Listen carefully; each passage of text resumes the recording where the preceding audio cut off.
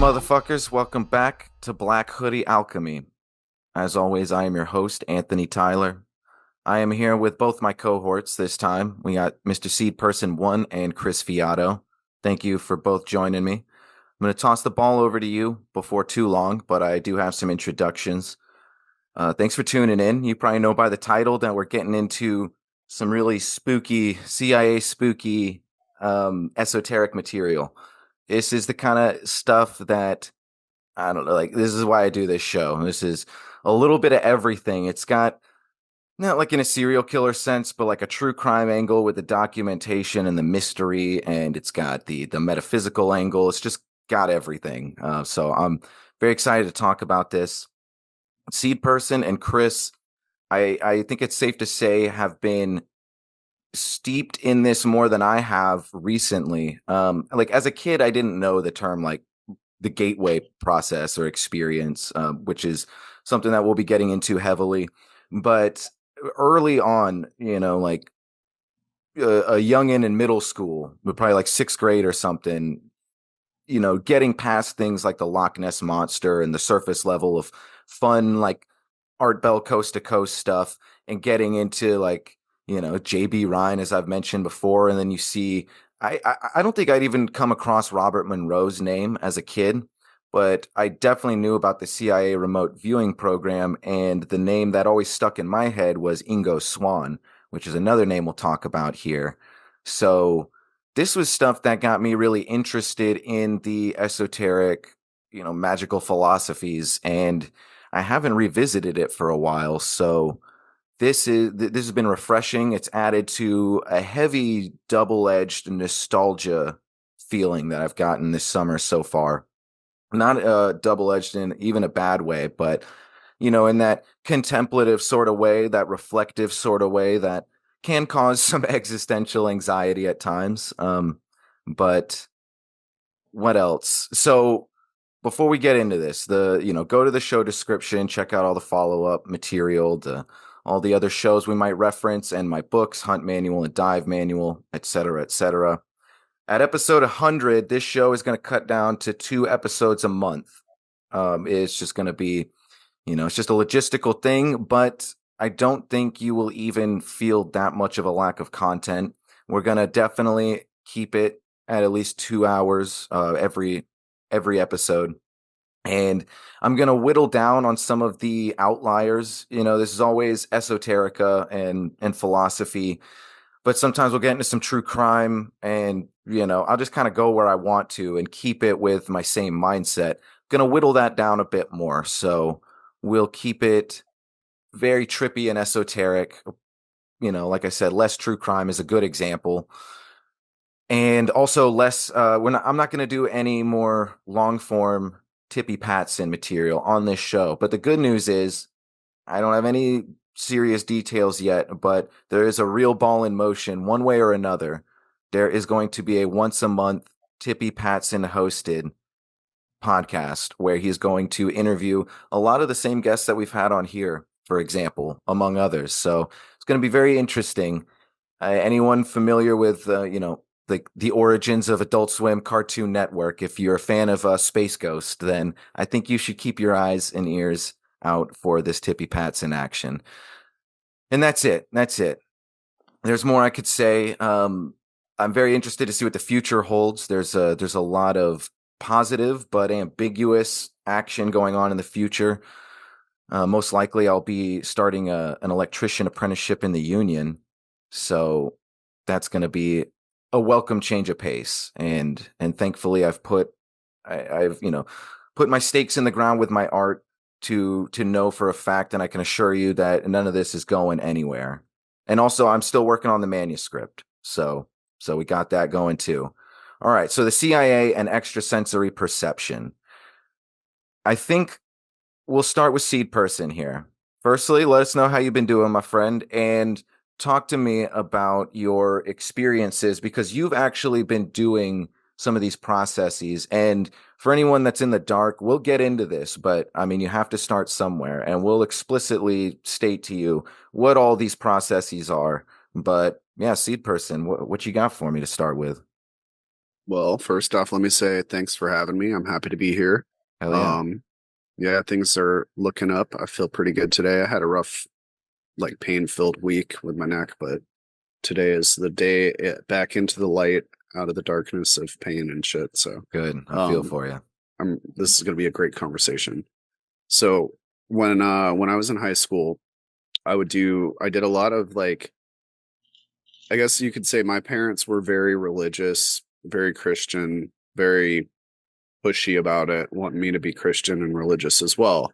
And I was not that kind of a person. So I started looking at like other things that I could do, different spiritual things. And I came across like self hypnosis and I don't, and well, it was astral projection, but that wasn't the term that I was using for it at the time. Um, it's the same thing that we're going to be talking about today, but I try and do these meditations and put my body to sleep, but stay awake and then try and have an out of body experience or, um, project my consciousness other places, things like that. And I kind of fell off of that once I started drinking and using drugs and stuff. But um, this is basically what Robert Monroe created with the Monroe Institute and the Gateway tapes is like a process that's guided to give you eventually an out of body experience.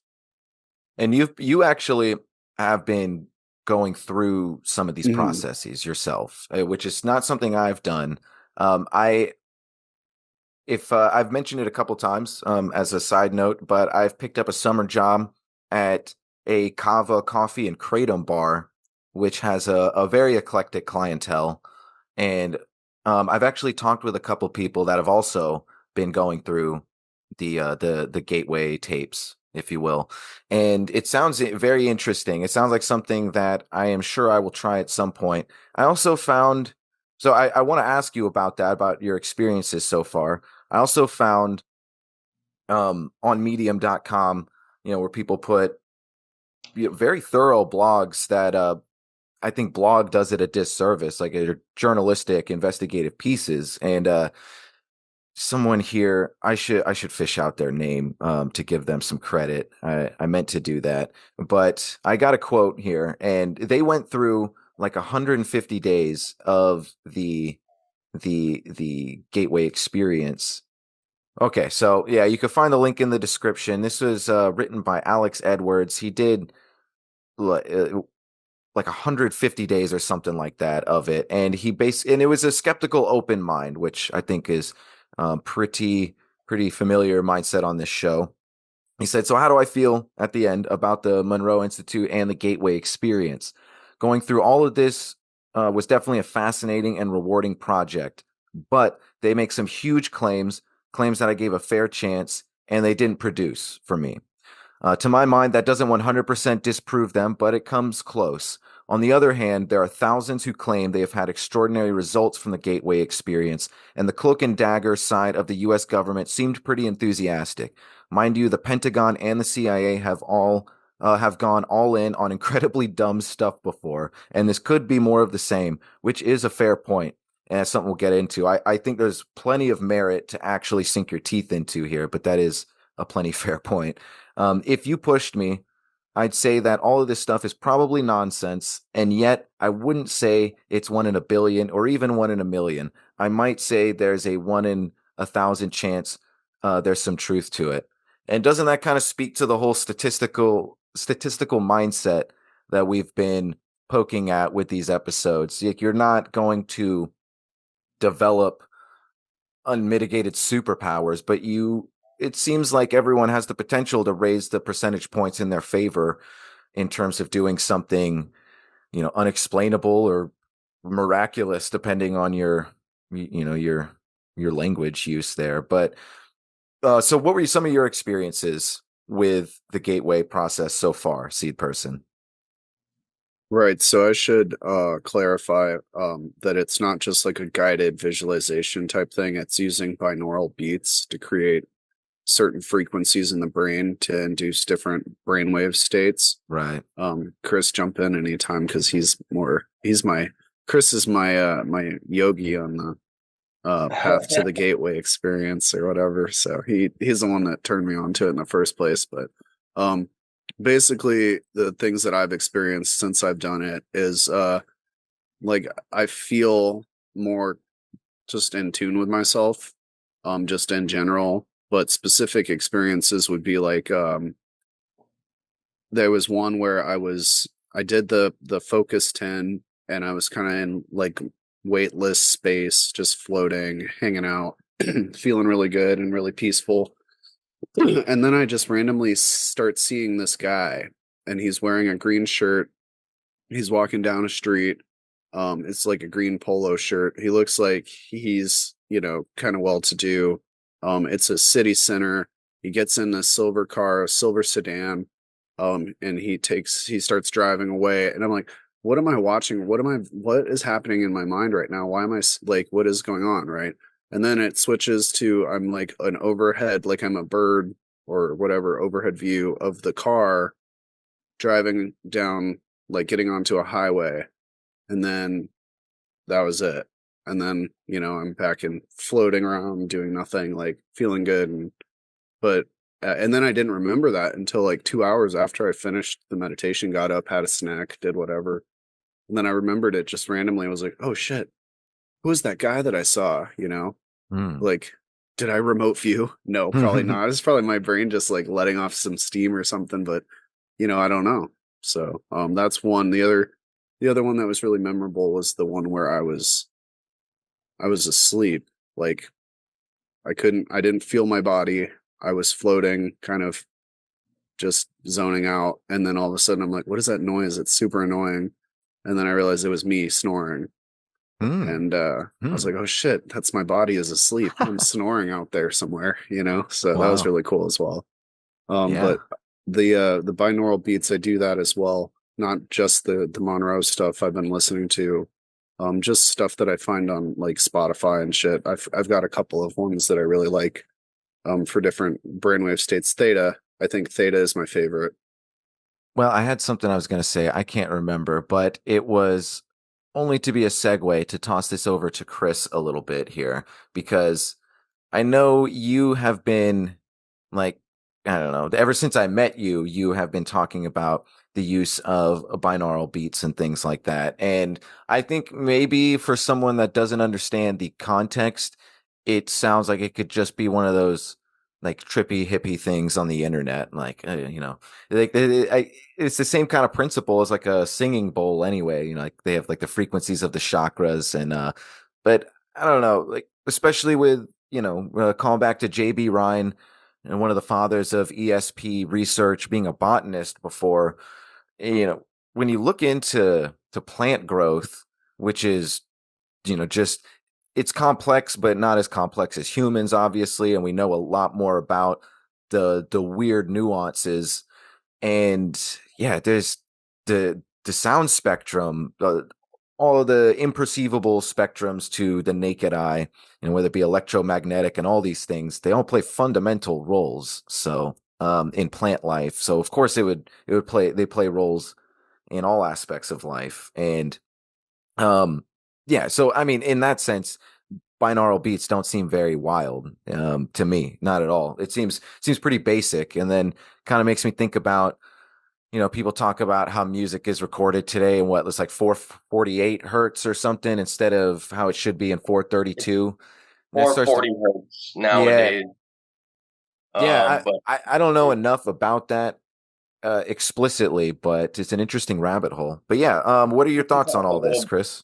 We can talk a little bit about that a little later. But I think the best place to start would be, especially with what you just said, how I got into binaural beats and discovered them initially. About 10, 12 years ago now, I'd been seeing a therapist, and I'd been diagnosed with bipolar type one of those things. Um, but Yeah. my therapist actually recommended me trying binaural beats. In the context of people thinking it might just be one of those wooey new age things. having a standard therapist. She wasn't like a holistic therapist by any means. Recommend this to me. Maybe that will lend a little extra credence and believability to any skeptics out there. But so yeah, I first heard about it and started using binaural beats 10, 12 years ago.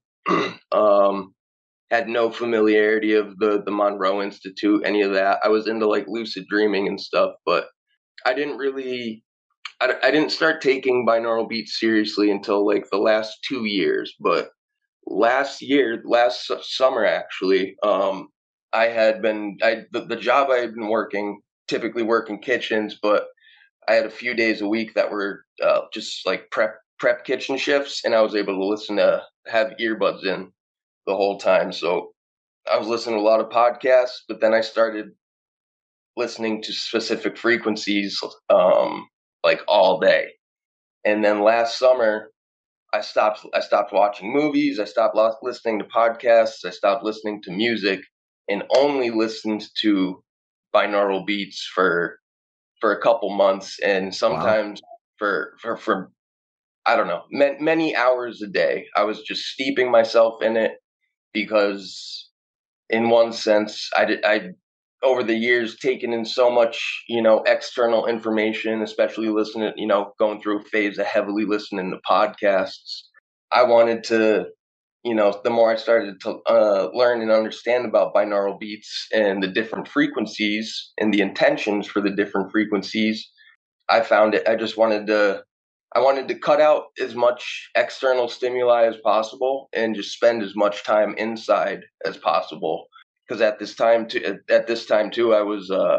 I'd been coming out of a period of using dope for a little while, and so it was really helping me with a lot of that shit. In regards to like mental health, especially like the bipolar diagnosis, and that specifically being the reason this particular therapist recommended it for me. ADHD as well.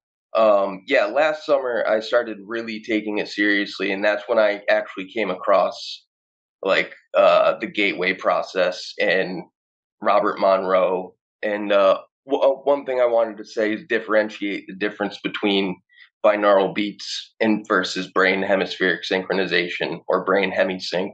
Yeah, go into that. Brain hemisync will always have binaural beats, but binaural beats are not always going to be brain hemisync. Hmm. Brain hemisync involves typically binaural beats, and the most specific seeming frequency related to optimizing the brain hemisync factor is 8 hertz, Hmm. or 7.83 hertz too, which is the supposed Schumann resonance of the Earth. So that's the 8 hertz range, and that's in the theta range, which is sorry. There's a lot of layers to this. There's Mm-hmm.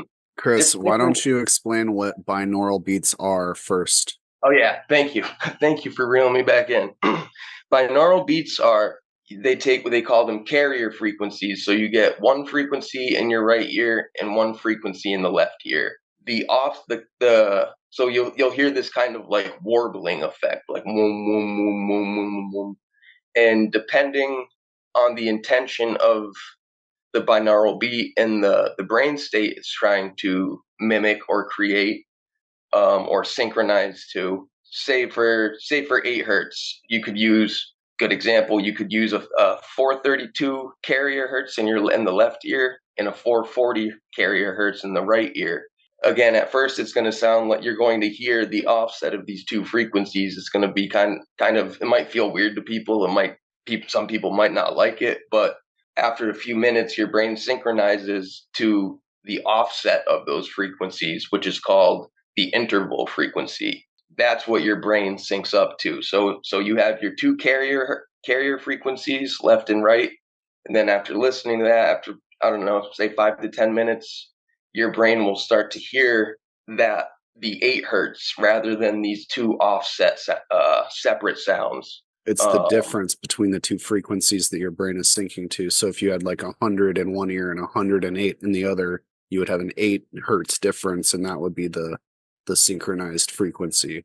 Yeah, and the reason I used 432 and 440 is because you just mentioned that, and that whole conspiracy of music being tuned to a 440 hertz scale rather than the natural 432 hertz scale. I don't know enough particulars about that, but I do know there is a lot of links to that happening during Nazi era Germany, and that was one of the psychological manipulative tactics they supposedly used to, because the 440 hertz is not like, I don't know exactly what about 432 hertz is natural to our existence, our realm, but the 440 hertz has shown in studies to make people a little more aggravated, able to produce more of a rage state, kind of more of an agitation rather than a harmonization, I guess, with our natural,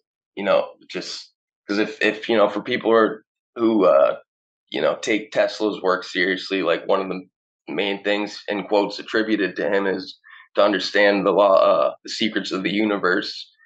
You need to think in terms of energy, frequency, and vibration, and that's essentially what all of this is. Yeah, another great point. If I remember correctly, the idea, he never built it, but the idea for the weapon that could split the earth in half was not like a laser, it was like a sound frequency, like laser cannon, whatever, however you describe it technically. Which is, yeah, definitely something that Tesla said that he could do, among a Yeah, lot and of other things.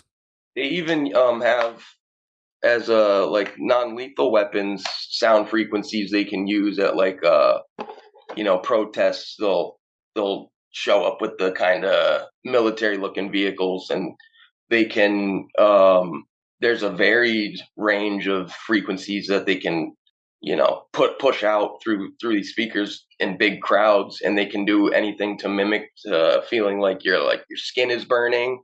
I think that's microwave energy, actually. But the ones that you're talking about would make people feel like scared or very uncomfortable, or Yeah, like, yeah.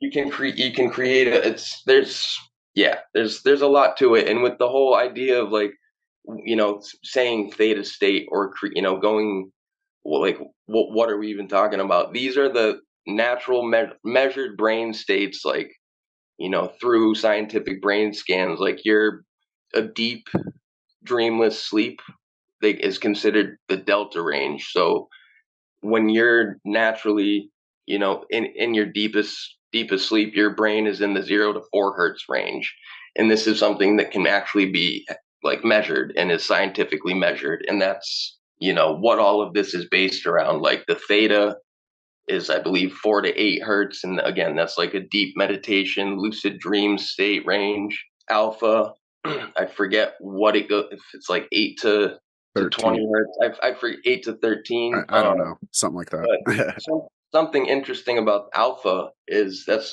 supposed the when you're watching TV, your brain syncs up to an alpha state, which is also kind of like a trance state. It's not as quite as deep as the theta, deep meditation, deep relaxation, but it's It's like a focus state, right? Wouldn't it it's be a like a trance focus? focused I would say would be more the gamma. It's Mm. more of a, like, I guess a good way of putting it is in the alpha state there's a lot of potential for suggestibility, hypnotic suggestibility. So again, you with all these binaural beats, understanding how the brain states correspond to what effect you're looking for is important to know, like what kind of binaural beats you want to listen to. There's a it's again there's so much, it goes way beyond my capacity to articulate more at the moment, but as Yeah, far well, as all that goes. very good start. And that yeah, I'm glad you guys got into all that. I wouldn't have even bothered to lay down the definition of binaural beats. And as you did, I was like, oh yeah, this is not quite self-explanatory. So I don't and know if that I finished that either, if the difference, sorry to interrupt you. oh, I mean, yeah, it's hard. Like all this stuff is so out of the normal lexicon of conversation. Like it's if you get to something and then you feel like you have to adequately explain the bridging point, and then and then you get stuck on the bridging point because there's no clear, you know, there's no clear through way on all this stuff. It's just a tangled web of fascinating weird shit. So Yeah, and it um touches on so many things, so it will leave you jumping all over the place. But right, um, right, but yeah. with the brain hemisync is binaural beats plus you sometimes guided meditation and rhythm inductions, which are something they'll like a rhythm they'll throw in that helps your subconscious kind of latch on to the whole experience a little more subliminally. I remember I was going to say, if anyone has listened to any bit of this show, it'll be pretty obvious, but just for context, I'm very familiar with, the mystical process, the trance states. I said this in the last episode. It kind of dawned on me.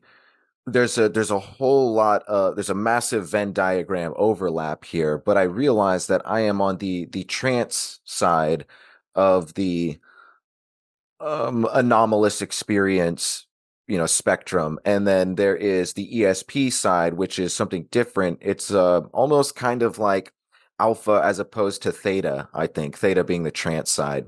And I'd be willing to bet money on that. That's just a comparison that just popped into my head, but I am familiar with all of these concepts. And as far as I know, they line up pretty well. It's at least good food for thought, because they talk about how caffeine would help increase, someone Synchronicity. with ESP. Yeah, it would help them stay in the zone longer. And, sedatives like freaking opium dens and all this are all classically associated with trance states. So they do seem to be clearly on different spectrums. And, and so, yeah, all this is fascinating to me because while I know a lot about altered states of consciousness, all this umbrella term stuff. I have never dabbled with the extent of, because here this is a good way to put it. Like, what were they doing at the Monroe Institute? I can throw out some dates, but let's set some context here. It was basically a retreat that was hired. So Robert Monroe and the Monroe Institute were hired by the CIA, contracted to send agents out to this retreat where it was very similar to like a hybrid of like everything positive they learned about MK Ultra, combined with like a silent Buddhist retreat. That's on my mind. Justin Otto came back from one of those earlier this summer. He does like 14 days out there. It's fucking wild.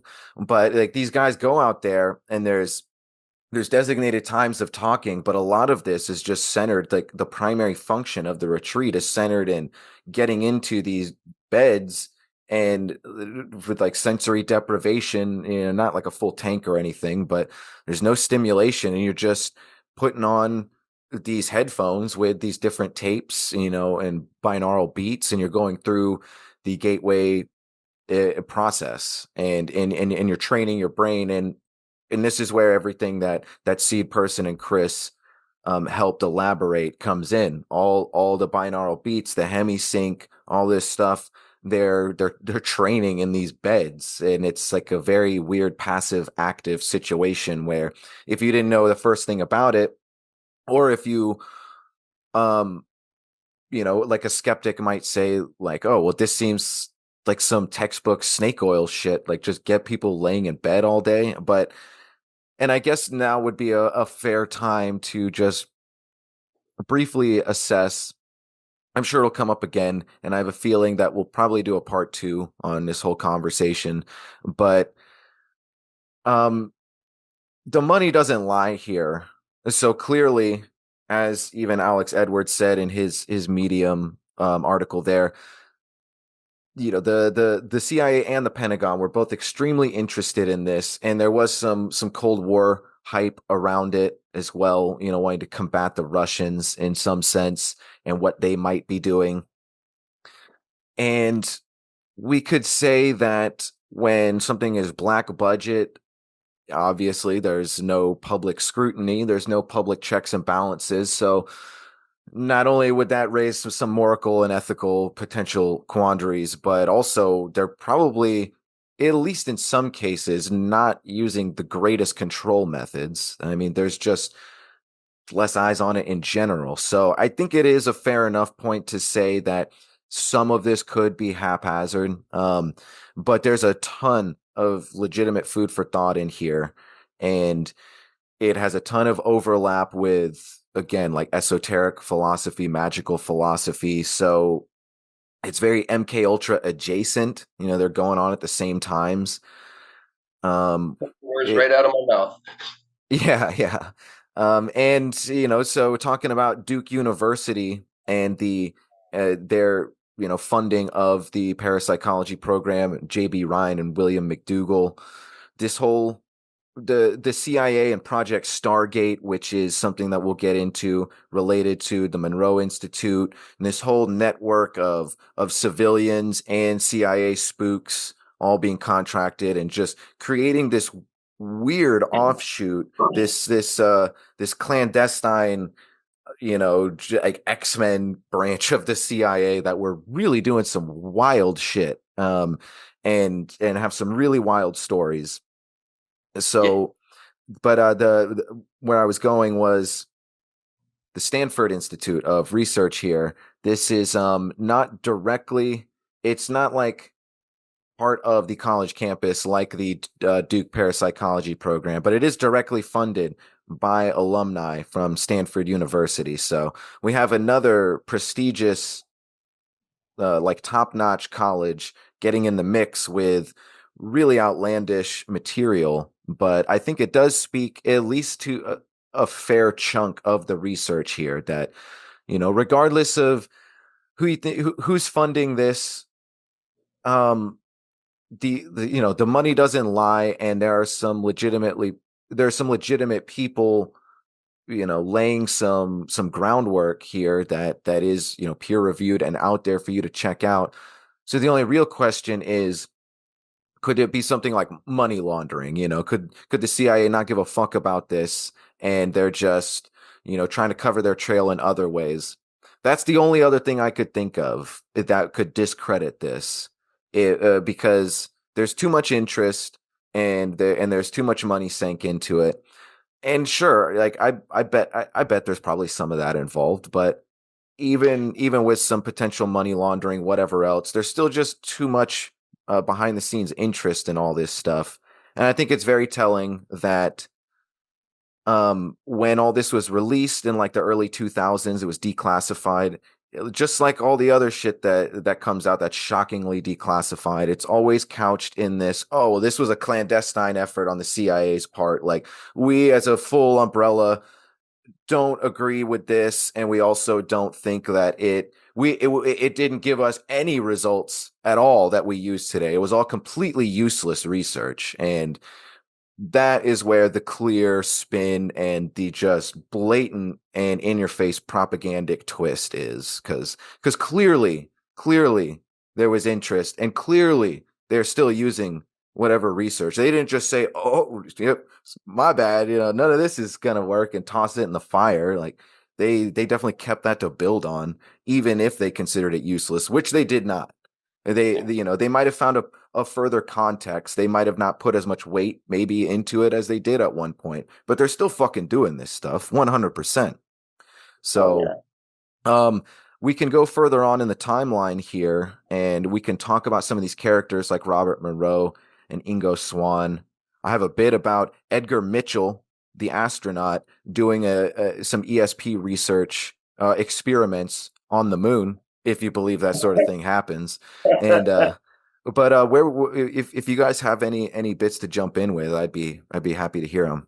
I was gonna say, just on the, giving to the validity of it, I forget who the author is, but there's a nonfiction book which they made a movie out of called The Men Who Stare at Goats, which Yeah. is all about this. And in the movie, they definitely tried to make it seem like a mockery, and it's like a fucking kind of a comedy, but at the same time, like, in the opening credits, like, Ewan McGregor says something like, "This is a like they say it's based on real events, and it's such a crazy story, it has to be true. And that's like I feel like one of those propaganda tactics they use with movies a lot, where they'll show you something that they were actually doing, make it look stupid, while also telling you this is fucking completely true.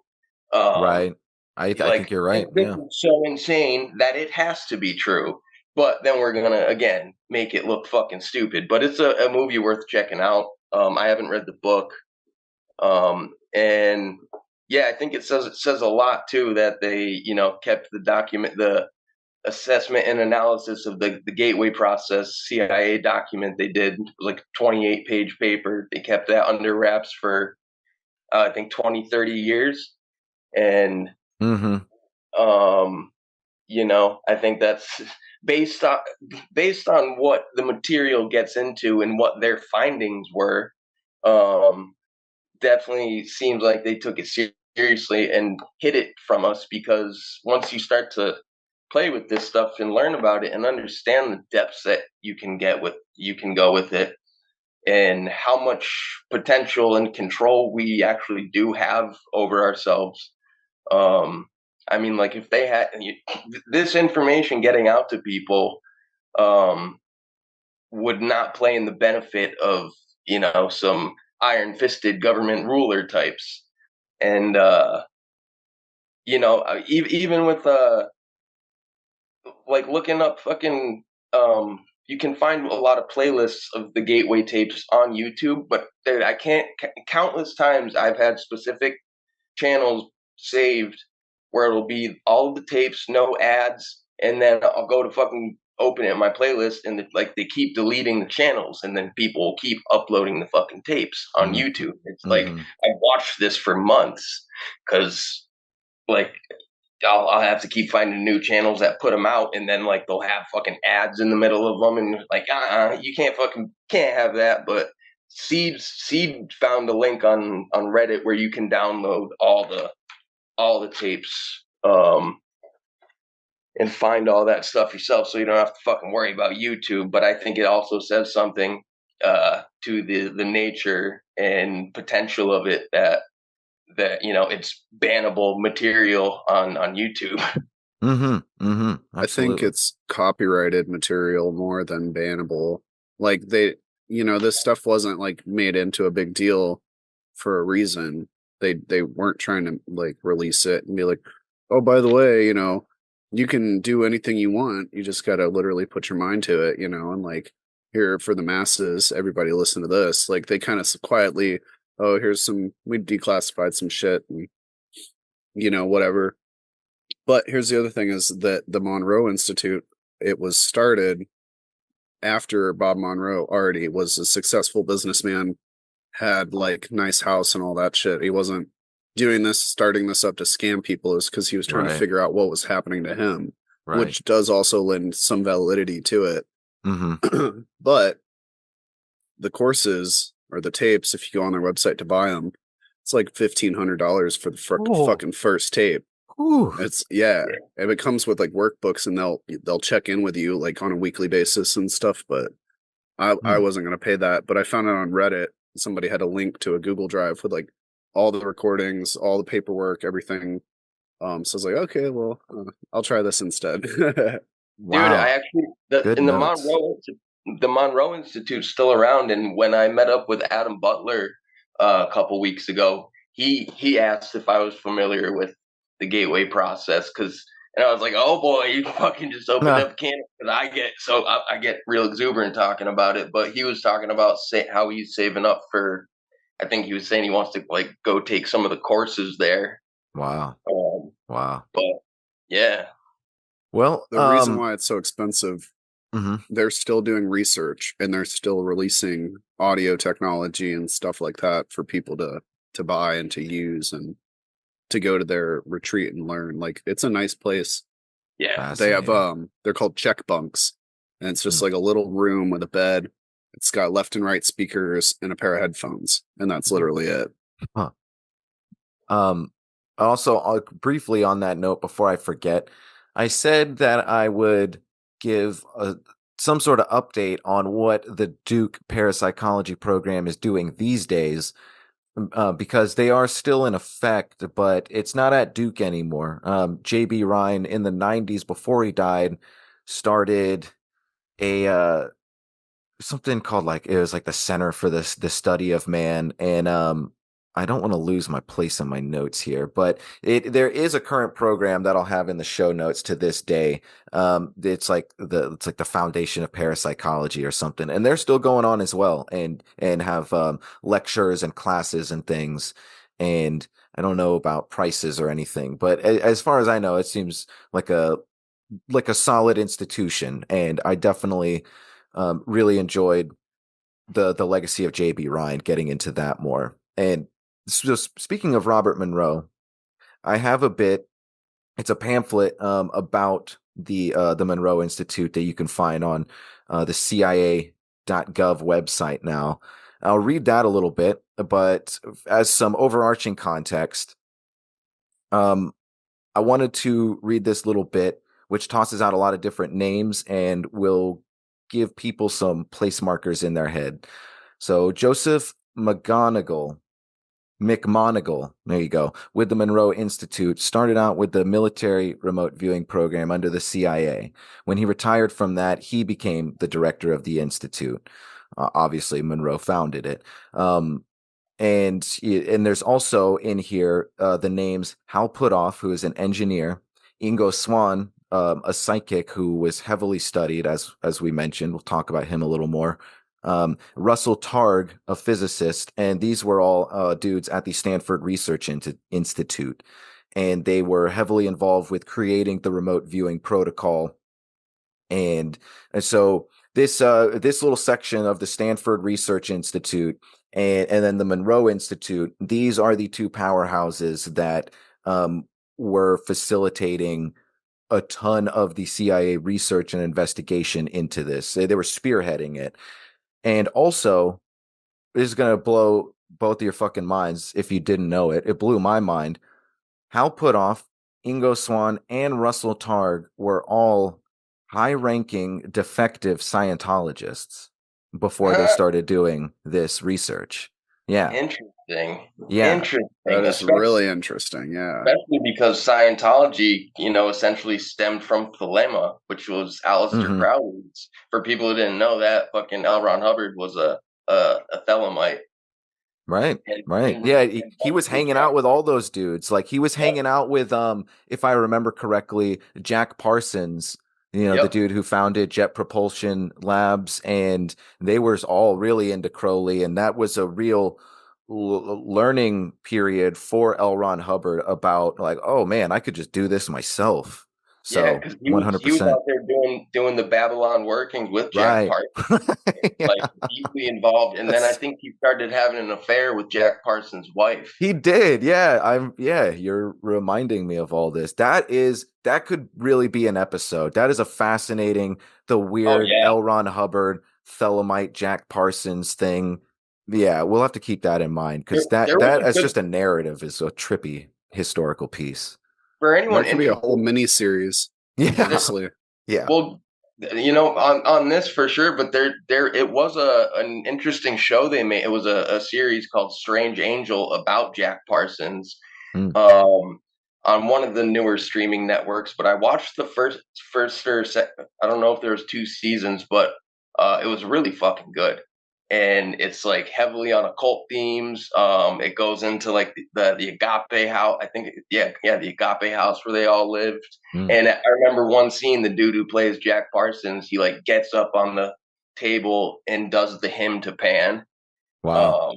Which was something Jack Parsons frequently used in his work.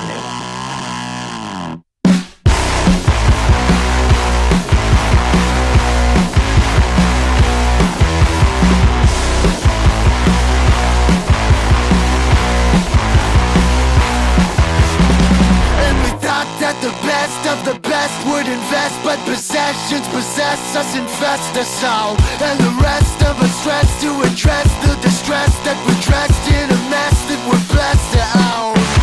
I just wanna feel the world keep spinning.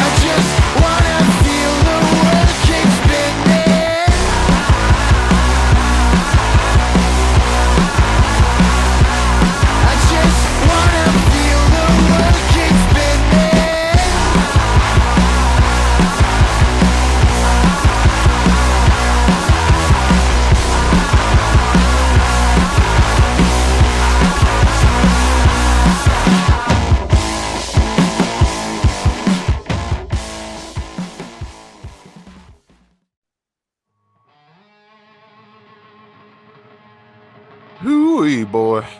Dang old man. It's Tippy Patson, y'all, and I apologize. It's been a little while since I've given y'all an update, but there's been a whole hell of a lot going on. Y'all know that I've been in here in New York City with Aaron Rodgers, NFL quarterback who is injured. I've been helping him out a bit with spiritual mentorship, and, you know, we started a band. I got him smoking cigarettes, drinking aluminum-infused water, you know, with them electrolytes, and all sorts of stuff. But I started hearing rumors as I've been staying around here that there are a bunch of them gators in the sewers. So what we do, you know, after band practice one day, Aaron Rodgers and I, we went ahead and popped open one of them manholes and jumped on in with some flashlights and some shotguns, and, you know, we had a good old time for a while. You know, we even found a couple gators. The thing is, though, y'all, I'm sorry to report I dang old lost Aaron Rodgers in the sewer. I'm kind of laying low on this one because I feel like a few people are gonna be pretty fucking mad at me. But, you know, I told him, you know, follow me, stay real close, don't take that corner, you know, quit running after all them rodents, they ain't your friend. But, you know, he did, and he ran that corner real fast, and god damn it, I can't find, I haven't been able to find him. So, you know, God bless Aaron Rodgers. Hopefully he don't become some sort of vermin swamp sewer creature down there. I made it out of the sewer. I decided, you know, I've just been holed up with Aaron this whole time, and I know he'd want me to live life to the fullest, so, you know, I started trying to sample some New York City life a little more. But dang old man, everyone gets so mad at me. They offer me rides in these yellow cars. You know, they give me food at these fancy spots. And then I hop in the car, I eat the food, and then people get mad when I dang old, you know, what do you want from me? Why are you offering me things if I can't have them? I don't know, y'all. I don't know about this whole Windy Apple City. You know, I think I'm just going to be heading back to the Everglades, y'all. It's been an interesting vacation, but I'm about done with this, you know. So God bless Aaron Rodgers, you know. Hopefully he makes, I don't know, friends with them vermin down there. But y'all, Tippy Patson's out. Hopefully next time you hear from me, I'll be back in my home in the Everglades. Y'all take it easy. Wish me luck. Hey, ho, yeah. This is Jeff Mamba, Mind Jockey. How's everybody doing today? In case you forgot, I'm a pretty classy, you know, movie critic. I'm a former Illuminati cloning lab manager. And, you know, I'm a jockey for your mind now, so there's a lot going on. But, you know, I've got a situation here. I'm the only guy holding the fort down here in the Everglades for the League of Extraordinary Gents, and, you know, waiting for Tippy Patson to come back. Everyone else is gone. You know, the DMT muscle guy turned into the pirate and flew into the sky. It was fucking crazy, but, you know, I've just been kind of going stir crazy. And last time that I talked to you, I was talking about, like, how the tradesmen are the Illuminati families. You know, there's like the infernal electrician and the eternal plumber and all these different people. Well, I actually, long story short, I called some people over, and as a ruse, a bit of a honeypot. And now I have, for the last couple days, I have an electrician and a plumber tied up in a shack here in the Everglades, and I think I'm gonna torture them. But hey, hear me out. I'm gonna torture them for information, okay? But also, like, I'm not really like a blood and guts kind of guy, you know. I don't even really like the Saw movies, so I'm thinking more like I'll like just talk to them a bunch, you know. What do people not like to hear? I'm sure they would not enjoy hearing extensively about my childhood. You know, maybe if I cry a lot, I think the idea is just to make them so uncomfortable that they would like to just leave. And if that doesn't work, maybe we'll try some waterboarding. Otherwise, I'm not sure. I could try cutting their hair or something like that. But if anybody has any ideas, I'm not really in a rush either, to be honest. So just go ahead and like give me some ideas, and then maybe I will use some of those ideas. Okay. All right. Well, I should maybe consider like feeding these guys or something. Listen, hear me out. I know it sounds bad, but like these guys are super evil. They're like part of the Illuminati. So don't worry. We're gonna get to the bottom of this. Jeff Mamba, Mind Jockey, over and out.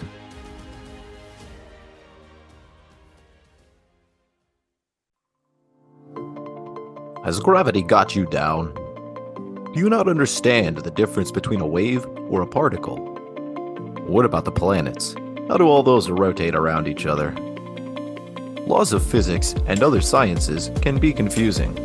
So the next time you're curious just how exactly E equals MC squared, hire a highly trained and qualified professional. That's right, it's space lawyers. Space lawyers are skilled in litigation with the laws of time, space, cosmic ghost pirates, and various other lawyerings.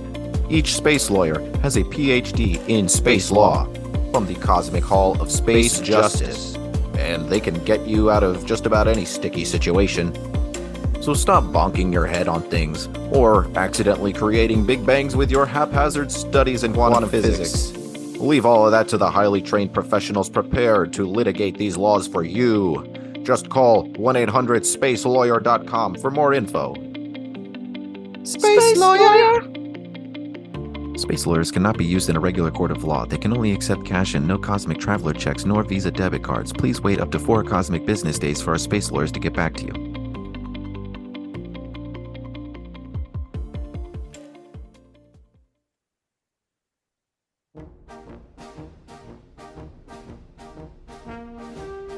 Arg, matey! It is I, Apex Monsoon. And I am a cosmic ghost pirate, and I travel the 7 cosmic seas, and it's kind of like Scott Bakula and Quantum Leap, except I'm like jumping around on ghost ships throughout the cosmos, and in case you haven't heard, it's pretty sweet. There's a lot of adventuring going on, but I have an important announcement to make. Fuck space lawyers and all of their lawyerings. I don't approve.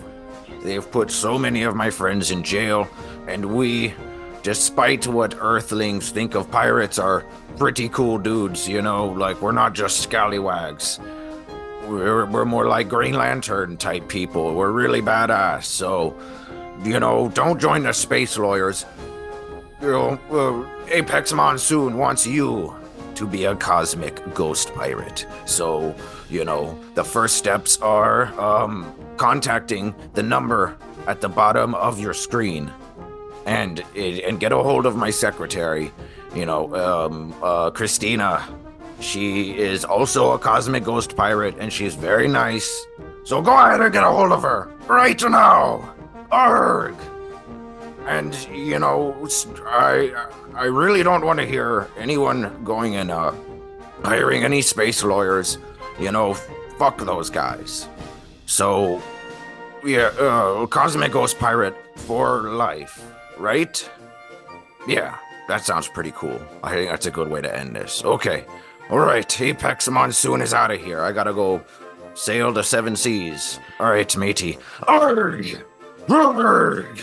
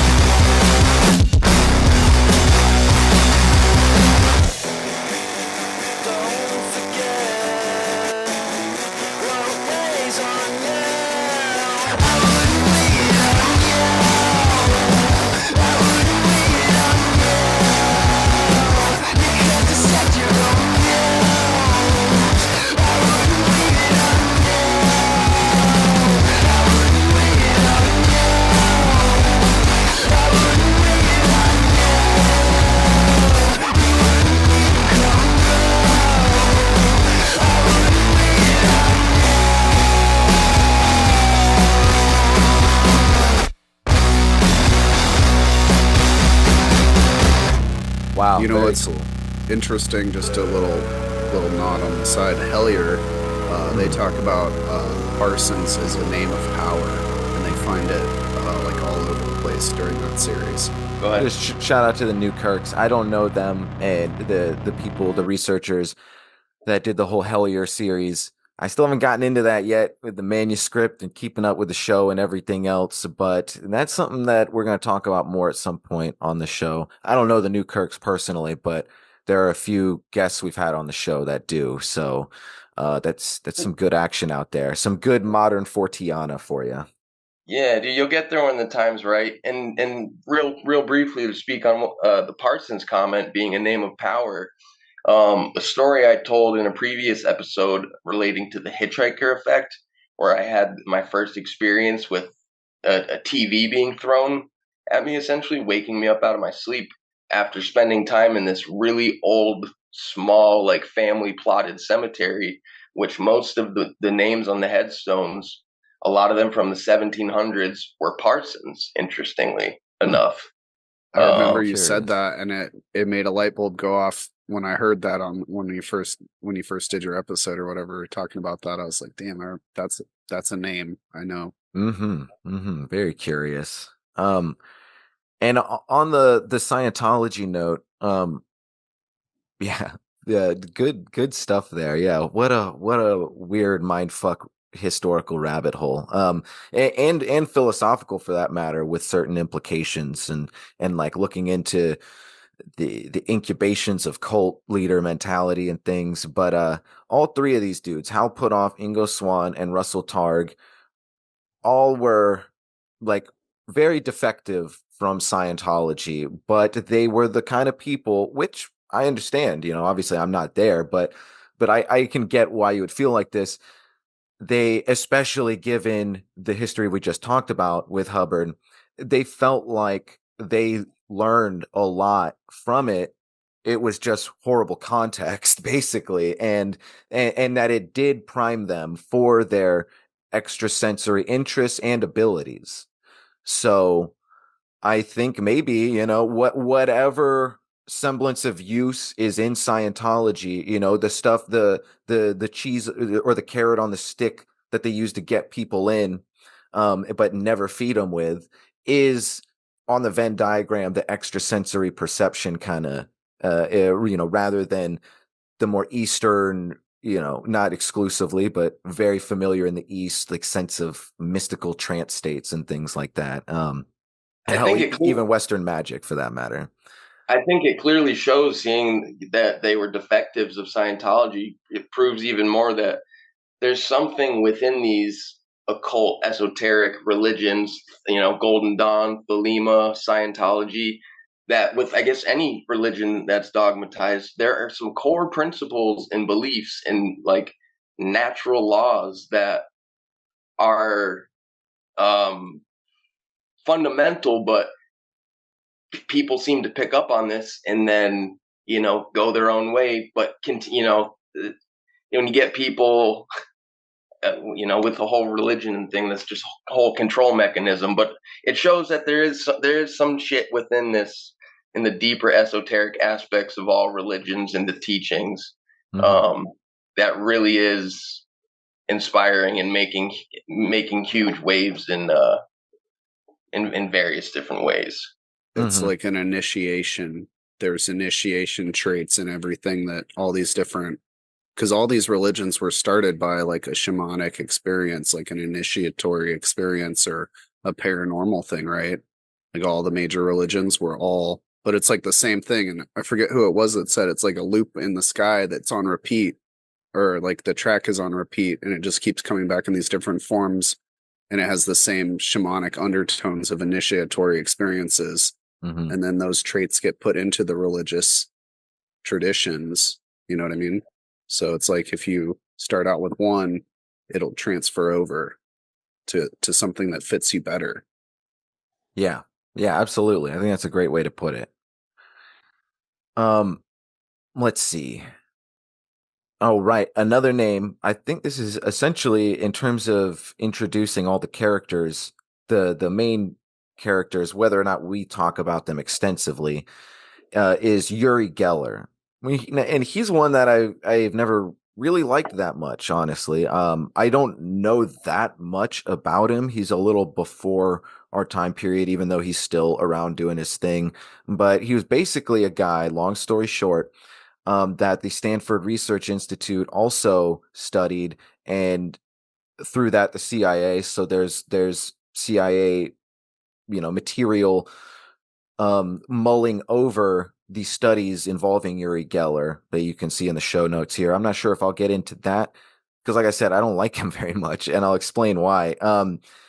He became the dude. So Ingo Swann and Uri Geller were the two names that stuck in my brain as a kid. So I've been familiar with these names for probably like a couple decades now, and I always liked Ingo Swann because he was an eclectic artist that was interested in helping out with these studies, and he was also doing his own thing. Like, there's probably, we'll get more into it. I'll do more origin story, but we'll get more into expounding on some of their ideas in the next episode. Because Ingo Swann is a pretty esoteric dude, and he seems pretty genuine. Spooks and disinformation aside, there's only like at a certain point we might dive into the idea of the disinformation angle more, but we have to map out the story that could potentially be the disinfo. And so, all that said, Ingo Swann was always the guy that I felt like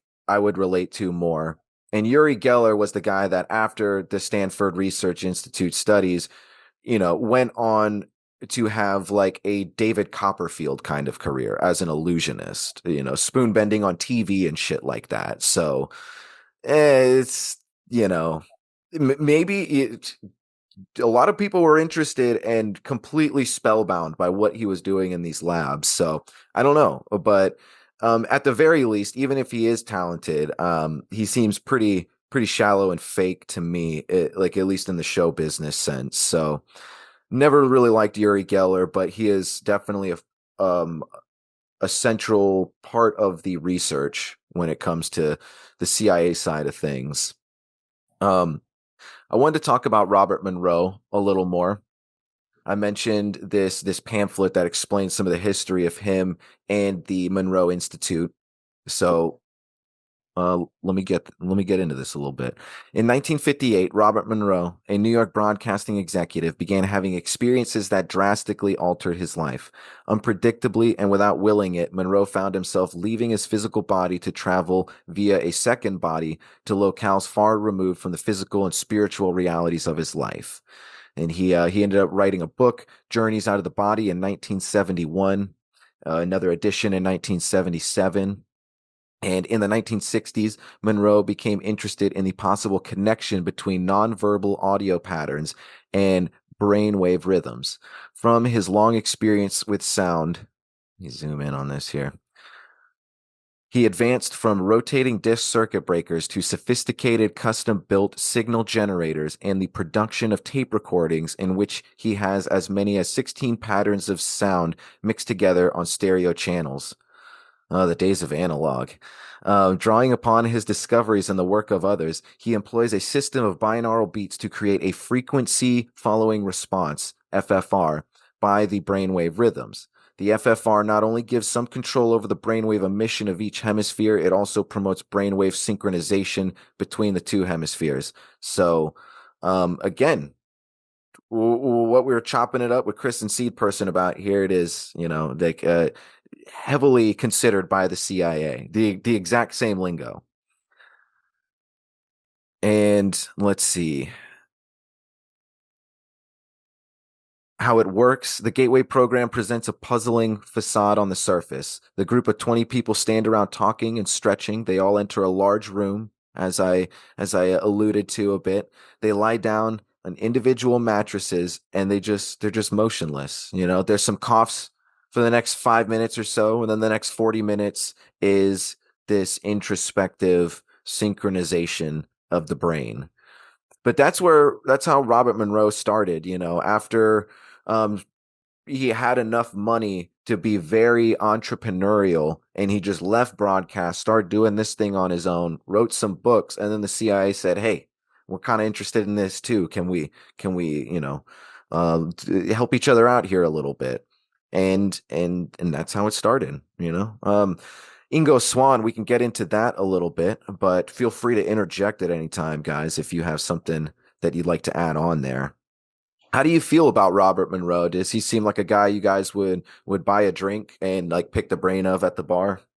Absolutely. There's quite a few interviews, audible and video interviews you can listen to and watch. And he seems like a very genuine person, and he wasn't one of those like wooey type of people. He was pretty scientific minded and stuff, and like even had a therapist recommend, or when he was started having these spontaneous out of body experiences, um, when he was telling a therapist about it, therapists had mentioned how what you're explaining is a lot of these Eastern ideas in like the Vedics and the Upanishads, about astral projecting. And he's like, no, that's not me. But in the process of developing his own method of doing it, I think he clearly discovered that what was happening kind of was similar in the realm of the mystics, and just did seemed to do his best to map out and create a program to show that, give people the opportunity to show their own potential of growth. And I've heard him give figures. I can't recall off the top of my head, but like I believe we all do have these innate abilities, but it comes to some a lot easier than others. I think he said something, because the focus levels, the gateway tapes go through, the way they're numbered are weird, but it's a very low percentage of people that achieve and actually like get results and can navigate and maneuver in the higher focuses, like focus 23. But yeah, I believe everyone does have the ability to get benefits from this. Just the idea of synchronizing our brain hemispheres. Like, growing up, I'd always heard we use like 5% of our brains, right? So even just the idea of bringing more harmonization and cohesion between the two hemispheres, like I don't think there's any like downside for anybody trying this type of stuff. Maybe people with epilepsy, I don't know if how that would work. And I have some interesting. I'm very curious too on how a lot of this would work with a lot of children with like autism and just people on the spectrum, because again, I know for me with certain mental health diagnoses, being born with brain damage, having a plethora of pretty bad head injuries, brain injuries over the years, doing this and really starting to take practicing and meditating with this type of stuff seriously has really changed my life and given me hope that like it's proven to me the ideas of neuroplasticity, that our brain can like I've been able to achieve things that I did, like even just my memory, like my memory was never great, but after I had that really bad fall a couple years ago, 7-8 years ago, my memory went to shit, and like it was to the point where I like wouldn't even bother trying to read because I couldn't fucking remember anything. And I mean, even just the practice of regularly reading itself will obviously exercise the brain muscle, but in tandem with using these binaural beats, especially like I said last summer, while cutting out all external stimuli and only using different variations and playing with different frequencies for hours and hours a day, especially I'll get into it a little more later, but in tandem with entheogens. I can't speak highly enough about it, and I think it was honestly some of the very first stuff I shared in the Discord was some gateway process related stuff and Mm-hmm. playlists with binaural beats. But that was before like anyone was even in there. But sorry, yeah, I could keep going, but I digress. Put on the seed. I Um, was it, just sorry. Go ahead. it's out of the blue. It just occurred to me. There's only so much you can keep up with, especially when talking about this material. But in the introduction, I didn't get to ask how you were doing, Chris. Yeah, especially since you haven't been on lately. Last episode, like, you been doing all right lately, man? We missed Yeah, you. yeah, man. It's been a heavy couple months. I'm trying to pick up another job, and hours been fluctuating, but a lot of personal life stuff been going on. But we're working through it, and we're in a really good spot right now. And I'm very grateful and happy to be here for this conversation, especially after listening to last week's episode. Um, Hell yeah.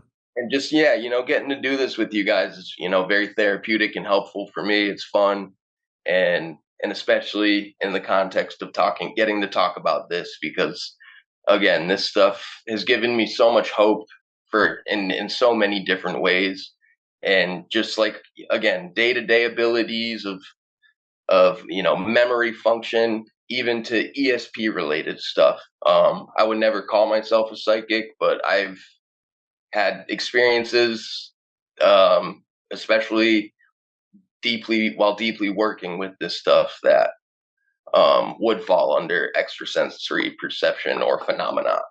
For sure. Um, I feel you. but yeah, I'm doing good, and I'm really grateful to be here. Hello, everybody out there. I miss you guys too. Well, whether or not I take the time to try and edit that to the beginning, we got it in there for etiquette's sake and symmetry's sake. Yes, we're always happy to have you here, man. You're an integral part of the crew, my friend. So, That um, means a lot. That means a great deal. Thank you for saying that. You absolutely. guys, my fam, bringing the tribe together. Yeah, hell yeah. I have a little bit that I can read about Ingo Swan here. After you share anything you got for me, seed person. Well, I have a bunch of stuff. I just have all these thoughts. Yeah, take some time, man. Go for First, well, let me see here. I can be succinct.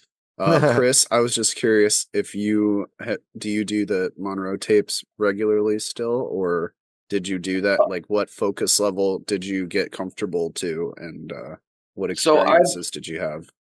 I haven't especially lately been working with them consistently. I've gone back and started from the beginning, because it's not like you listen to one tape and like, move on to the next. You totally can, but the more you spend time with the sessions, like you said, your brain's going to start to crave it.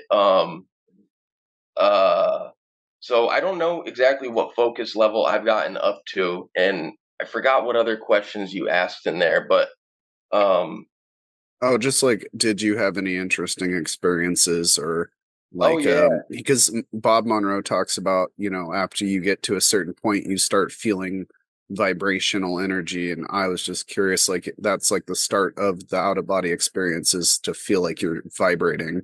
yes. So I've had it once, but it was like I was really deep meditatively, and then I came back to my body and it was like vibrating, and then it went away after I woke up. okay, so a couple things to that, like um, I haven't had with the with the gateway tapes themselves, what I would call out of body experience stuff, but the vibrations associated with that.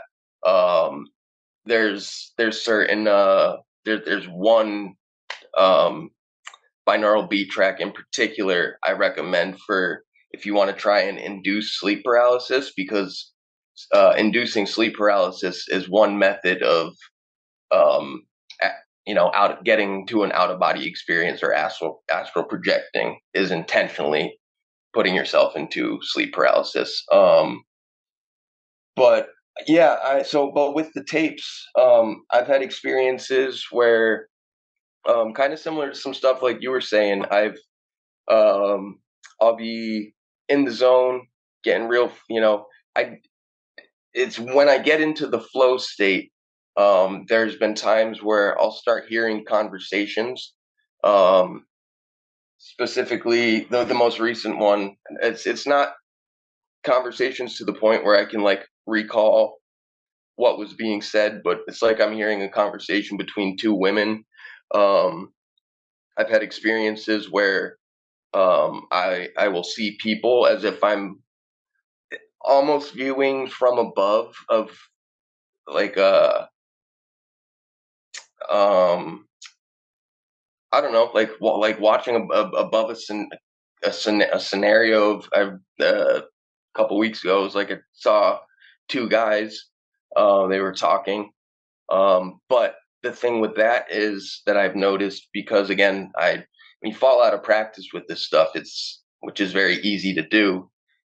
It's also very easy to maintain practice with it if you're into it. But um, so when you start hearing a conversation or a song playing, it pulls you out of the flow state, as I call it, in that focus zone, that detachment, because you're hearing like, I'll be laying in my pitch black meditation room, start hearing women talking, and then it pulls my mind out of the flow state and then that goes away, because it's almost like similar to lucid dreaming, when like the first few times a lot of people lucid dream, when that lucidity moment hits you in the lucid dream, it's so fucking real that a lot of people will wake up and the lucid dream will fizzle away really quickly. So it's almost similar to the idea, I think, of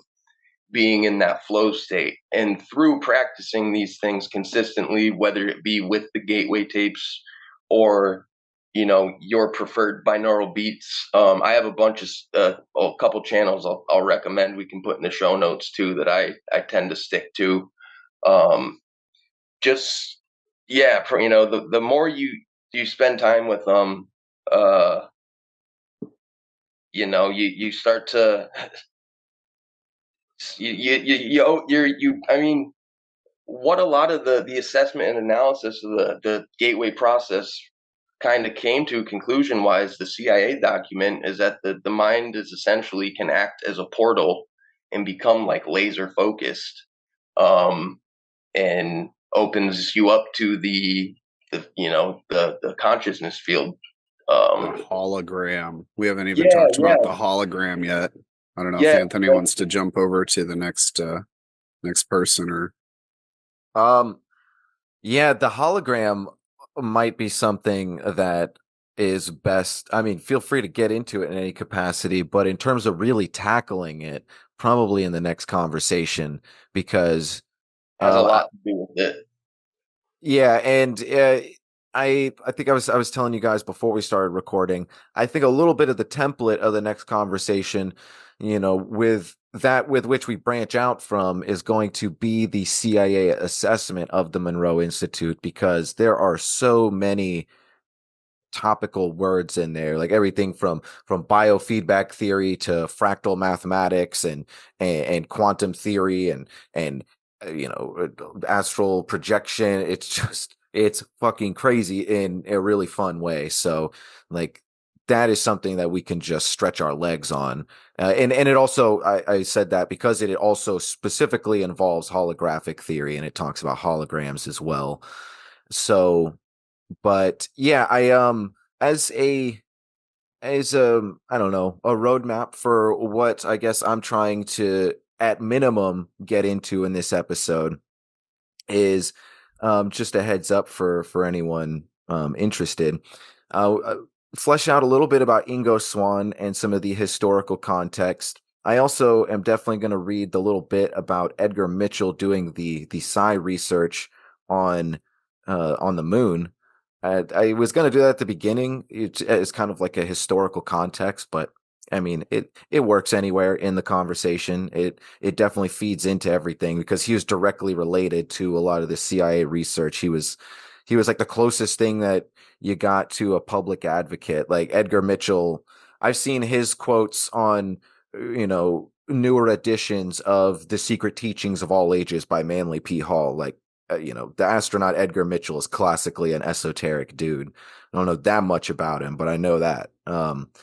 So um, there's also, there's a lot of interesting application type stuff that we might not really sink our teeth into this time, but just rest assured there's some really cool stuff that we haven't even gotten into yet. But before I do some more of these historical touchstones here, I'd really like to hear anything else that you got for me, Seed Person, in particular, because I think you've been sitting on a couple things that you've been waiting for the time for. So fire away if you got something.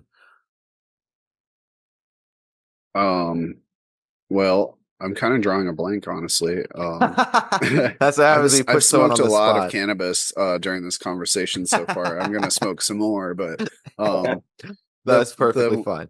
The one thing I think that I might have no, I think I told Chris this.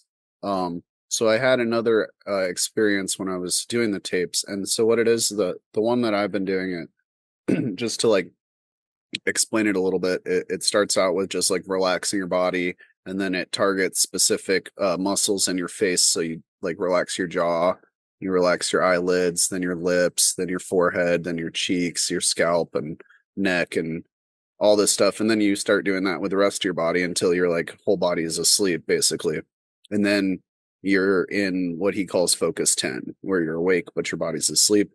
And then at least in my experience, it's kind of like an emptiness, or just kind of floating and hanging out, and I feel good. And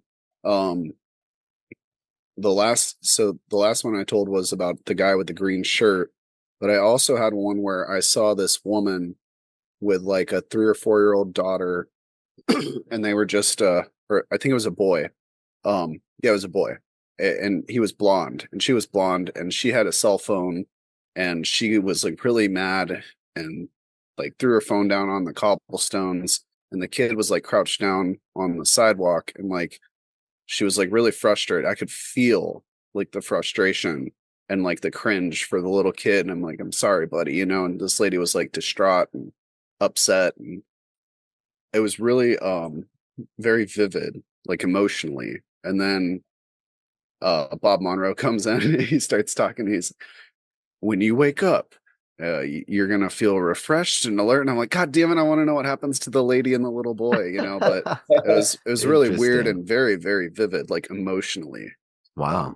Yeah. So I was gonna ask Chris, when you hear those women talking, and this will be my last thing, do you get a emotional sense off of what is it like argument? Is it like a comforting conversation or anything like that?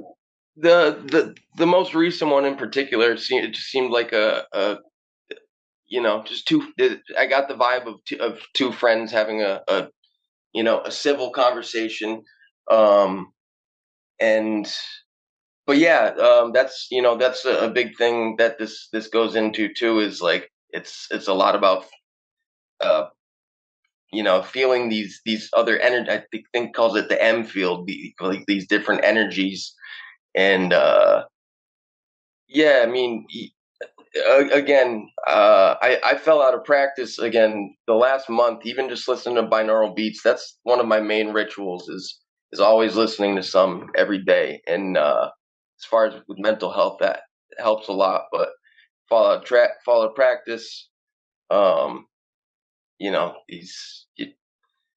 it can be tough to get back in. Sorry, I'm sidetracking so hard, but yes, there was definitely not a strong emotional connection, and again, because I was out of practice, hearing it pulled me out of the flow state so fast that I didn't really have time to. It was very disorienting, because all of a sudden, like, you're in pitch black, and again, you start hearing a kind of. I'll hear a song sometimes.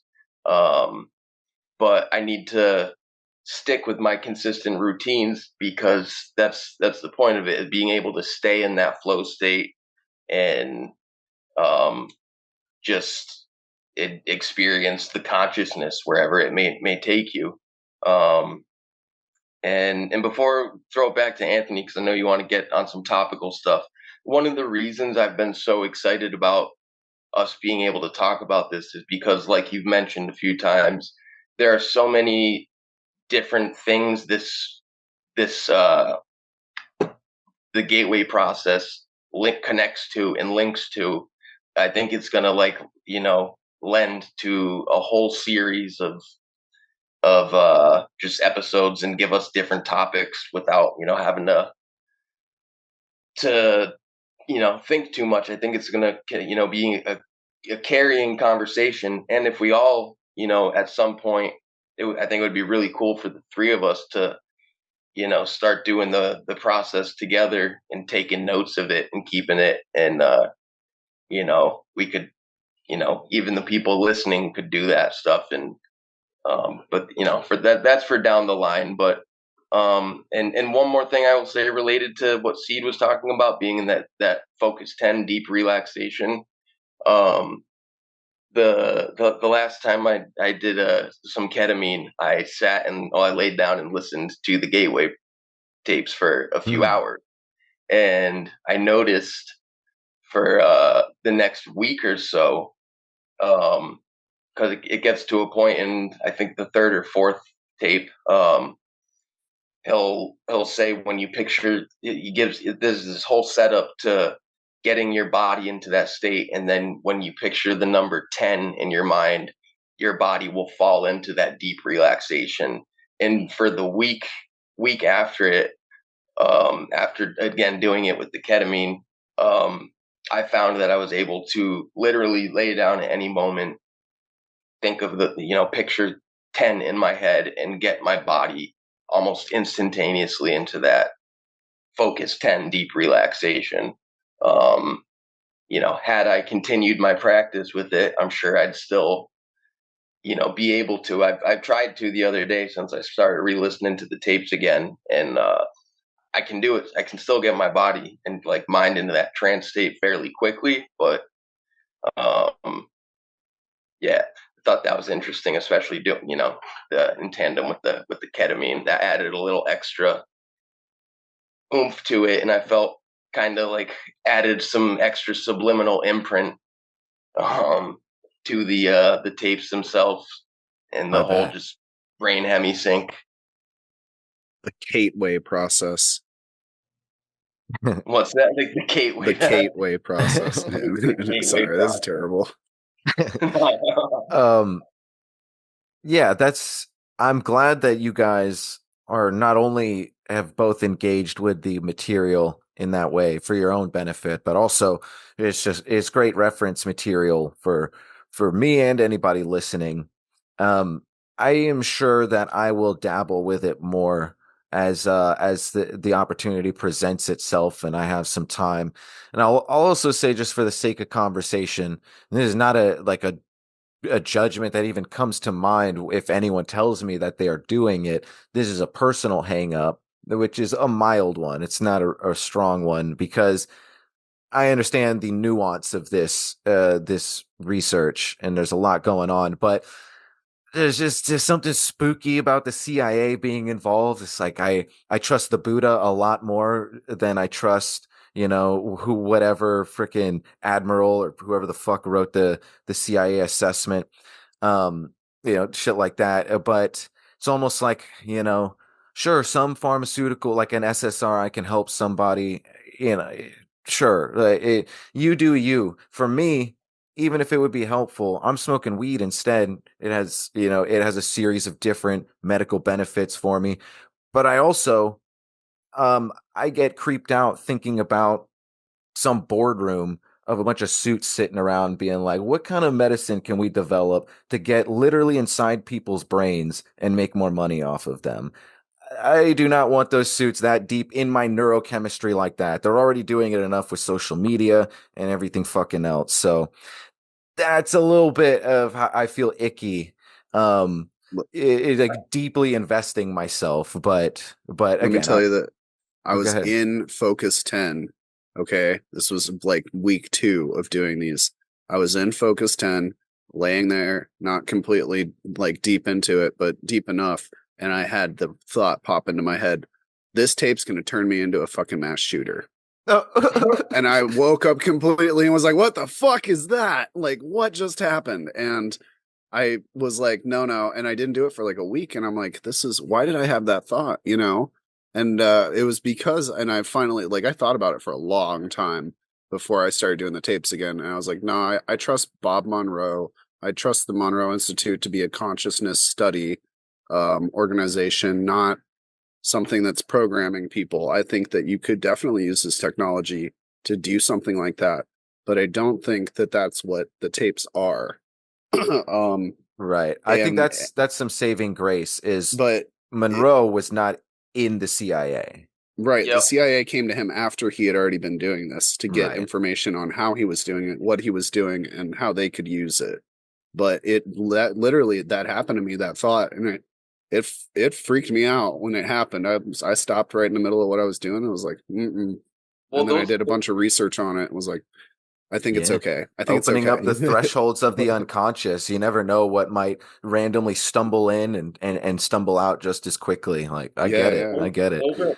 Those are all great points too, especially like, your concerns of the trusting the Buddha over the CIA. I totally agree. But like Seed said, the CIA came to Bob Monroe because they realized he had stumbled into something.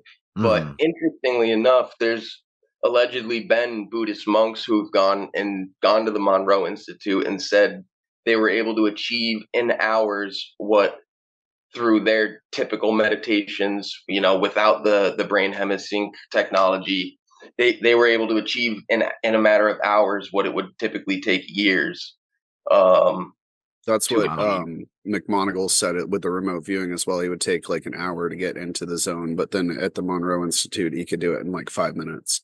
Wow. I did not know the part about the monks. That's an interesting bit of contextual info there for sure. And although I didn't know that part, it's definitely a bit more foreshadowing for the kind of stuff we'll get into with next episode. Like, I got a whole study here about extrasensory perception, even related a little bit to temporal lobe epilepsy, which is a recurring theme on this show and my research. And it is a study done by Michael Persinger, the guy who did the reincarnation study that I like to reference, and also developed the God helmet that we've talked about a couple of times. So all that very familiar to the show.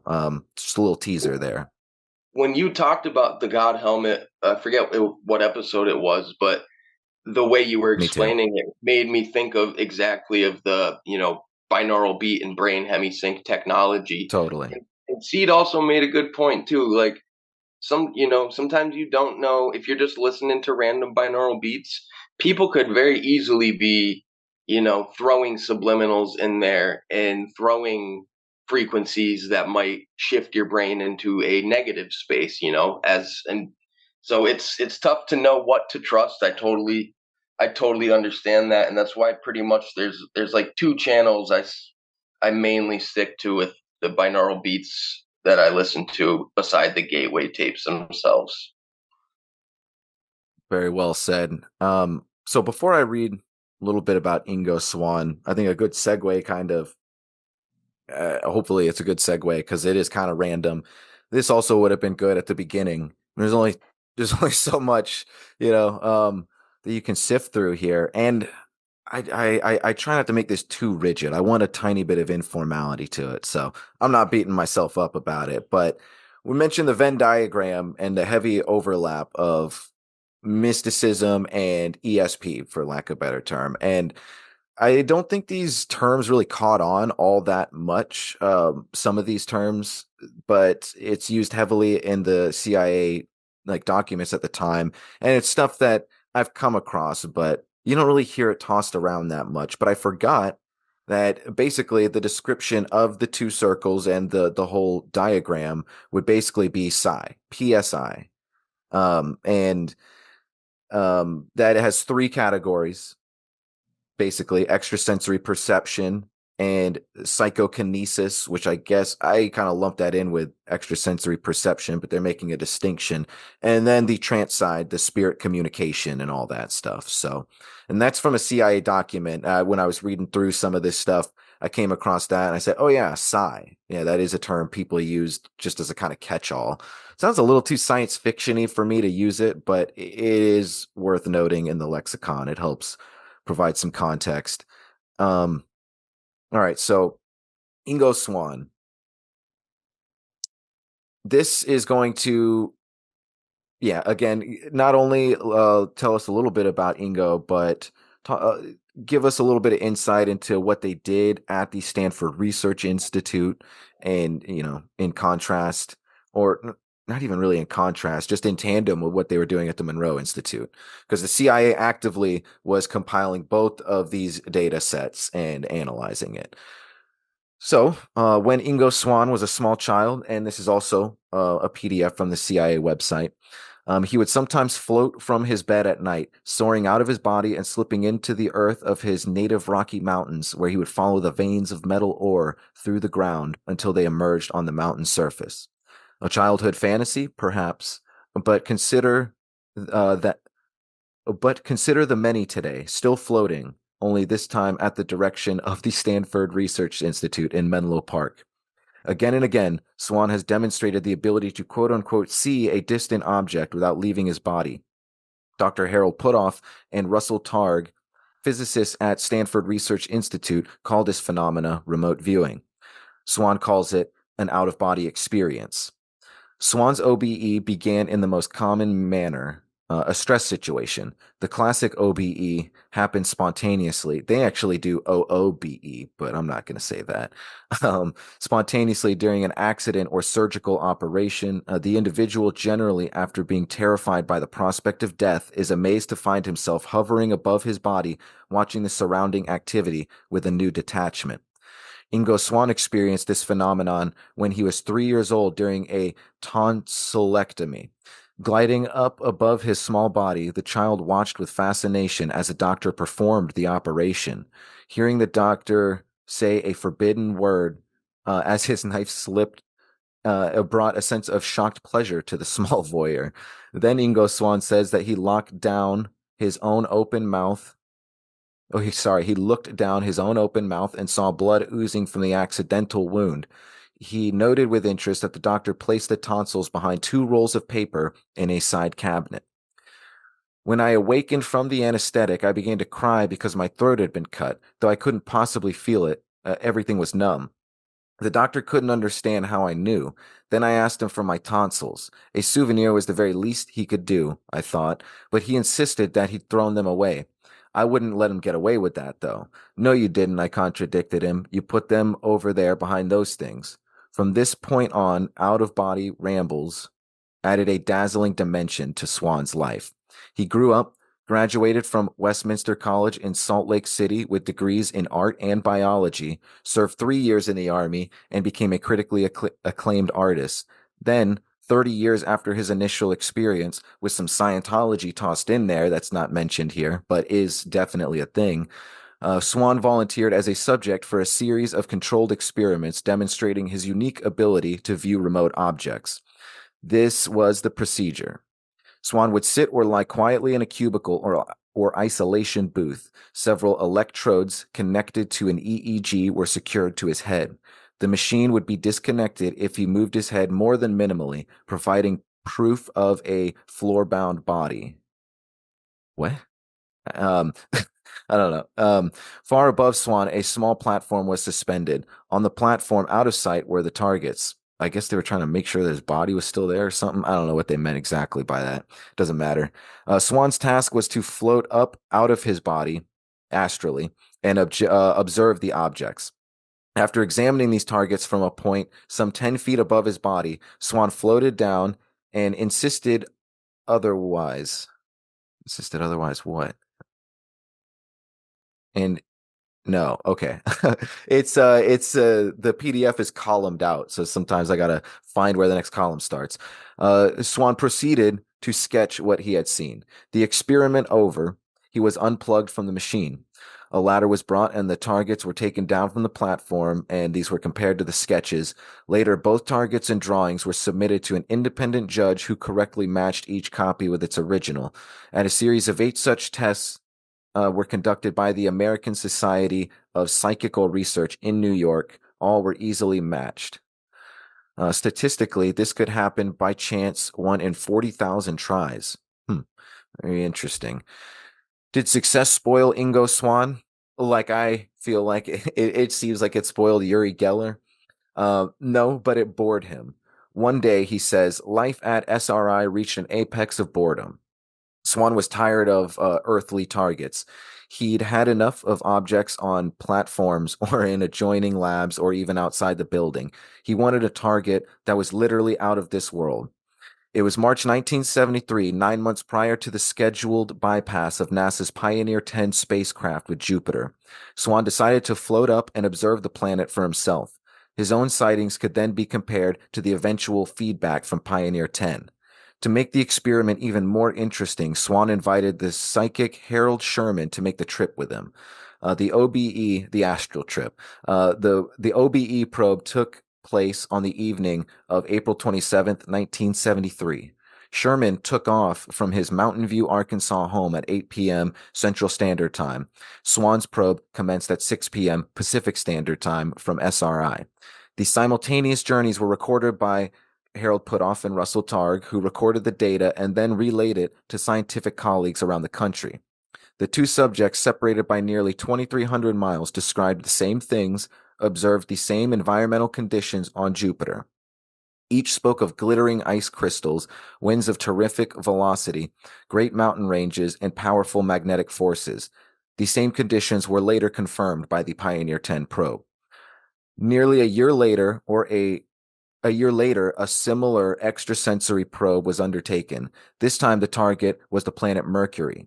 Despite the prevailing theory that the planet would have neither an atmosphere nor a magnetic field, both subjects insisted otherwise. There we get back to those two words.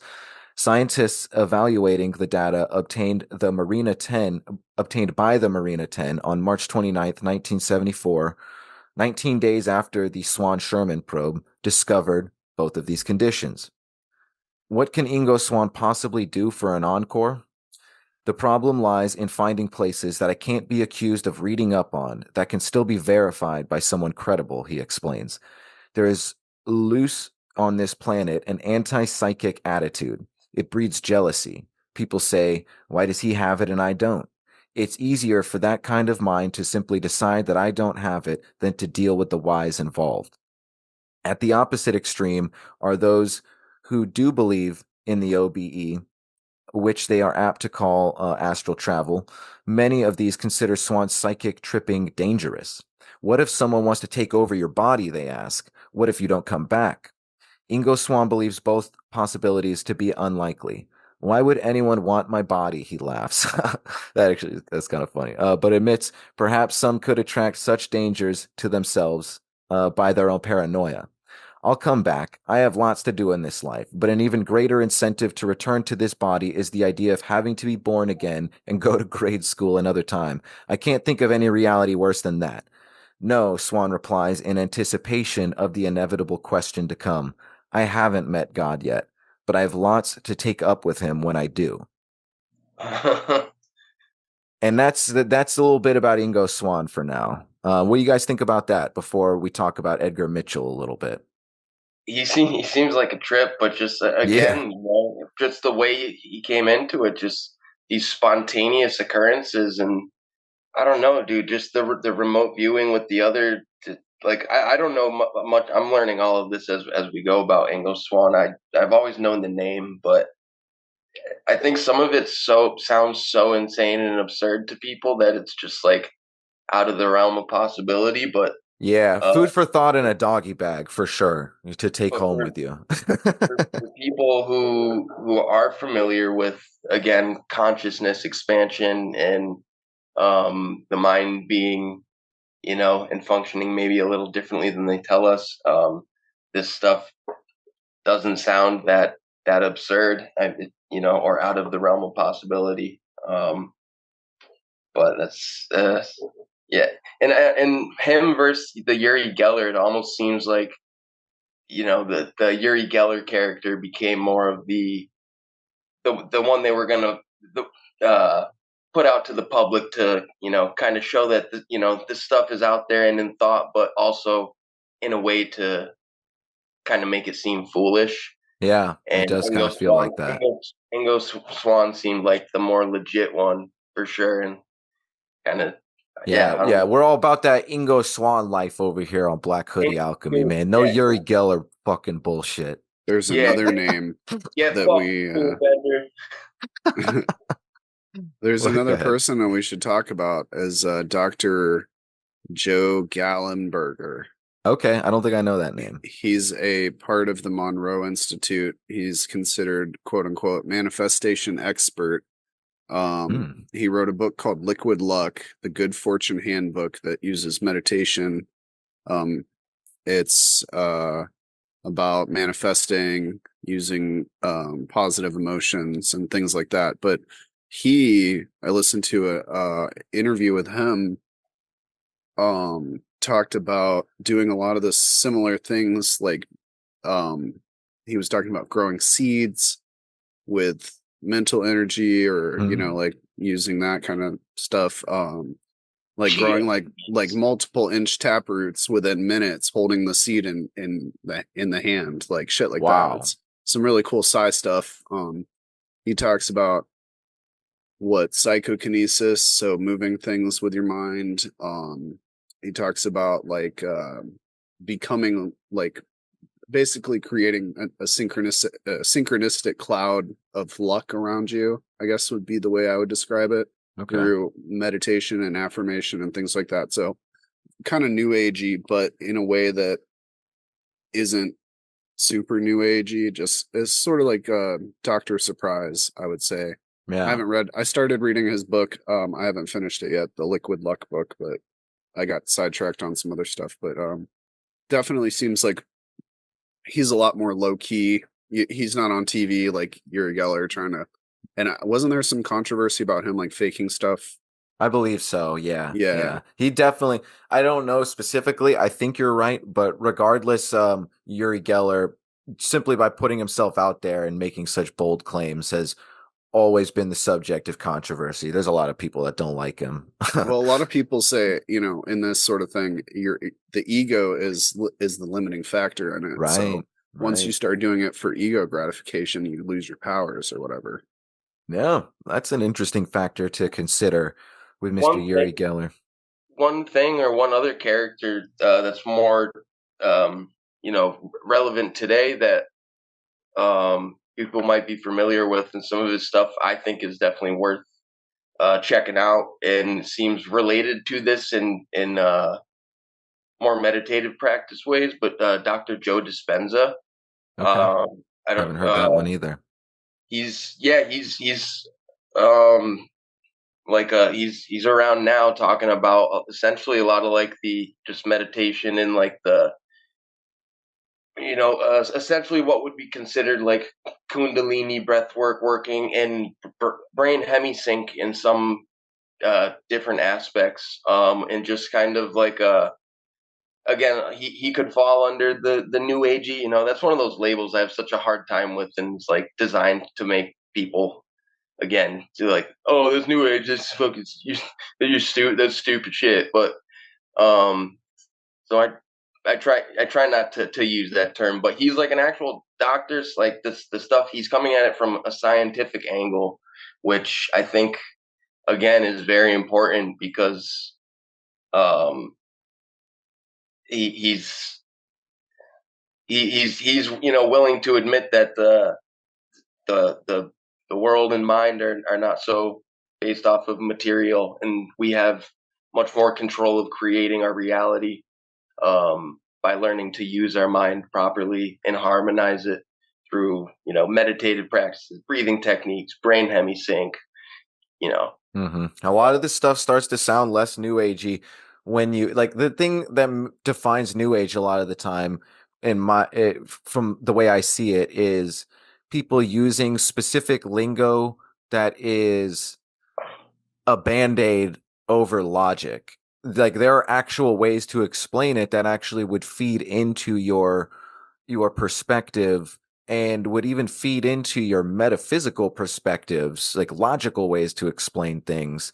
And by just choosing to use lingo that, sort of skims over things, you're just selling people other half truths. Yeah, But very but well. but yeah, but there is a lot of overlap because people like the doctors that you guys just mentioned, the people basically that we brought up this whole episode, are getting into similar material, but they are fleshing it out as much as they possibly can, and they are using control methods. I think is a huge thing to stress here. These people are actually doing studies and control methods regardless of whether or not they're controversial, and that's something that you got to give them credit for.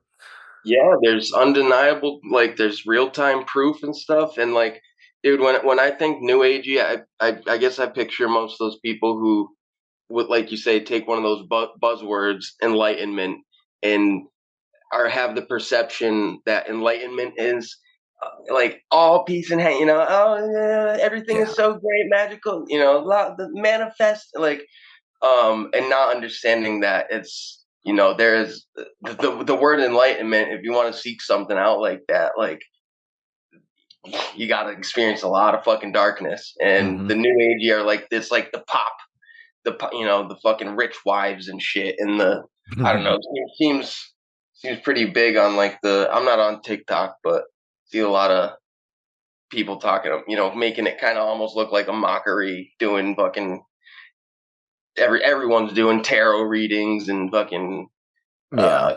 giving channelings nowadays and shit, and it's like, Yeah, there's too much Karen soccer mom vibes in New Age yeah, sometimes, yeah, that's for yeah, sure. Here's, yeah. you know what I would say? I would say that new age to me would be somebody who is interested in these things but doesn't know where they are on the Dunning-Kruger scale in relation to the things that they're doing.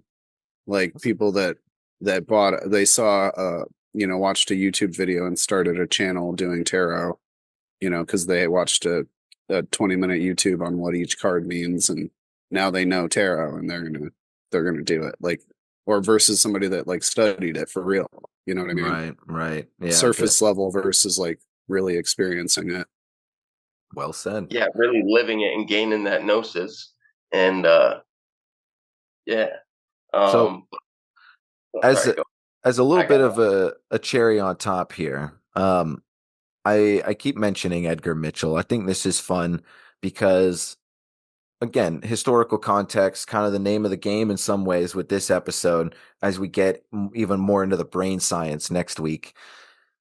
Um, and also, call back to the JB Rhine conversation where there was a time where all this was discussed very openly, and they even, you know, had JB Rhine and his associates at an American Psychological Association full on convention panel, where they presented and there were questions. It was a whole situation, and it wasn't a witch hunt either, even though they were skeptical about plenty of things. So, like conspiracy theories, you have to be case by case basis, right? But this is where my brain starts to really feel like there's a huge spin, and a lot of that comes from some Uri Geller bullshit. We talked about The Men Who Stare at Goats, which I saw it once and I thought it was a fun movie, but I think there can be authentic media. Like those people probably tried to make a genuine movie, but I bet I'm gonna go you back know, and rewatch it with now in the frame of mind me of too. I think I could get a different appreciation of it, and maybe not see it as such a jab to, or making it look like a mockery. Sorry to Right. cut you off. No, that's no worries. But it even that being just a fun movie on its own, there's definitely ulterior motives just in the modern context. I guess is the best way to put it, that it's being presented in. The whole modern context, as we've discussed a little bit, is meant to be extremely dismissive, and that is the whole mindset with ESP today. Most people, you ask them, they don't know shit about either of these things, JB Rhine or Robert Monroe. But if they do, it's kind of the mindset that we talked about with the Medium article earlier, where it's just like, yeah, I don't know. It's interesting, but I'm going to play it safe and just say it's all probably bullshit. And that just kind of seems to be the mindset. When if you just look into it a little bit, it's clearly not all bullshit. Clearly, you have to sift through some of it, but it's definitely not all bullshit.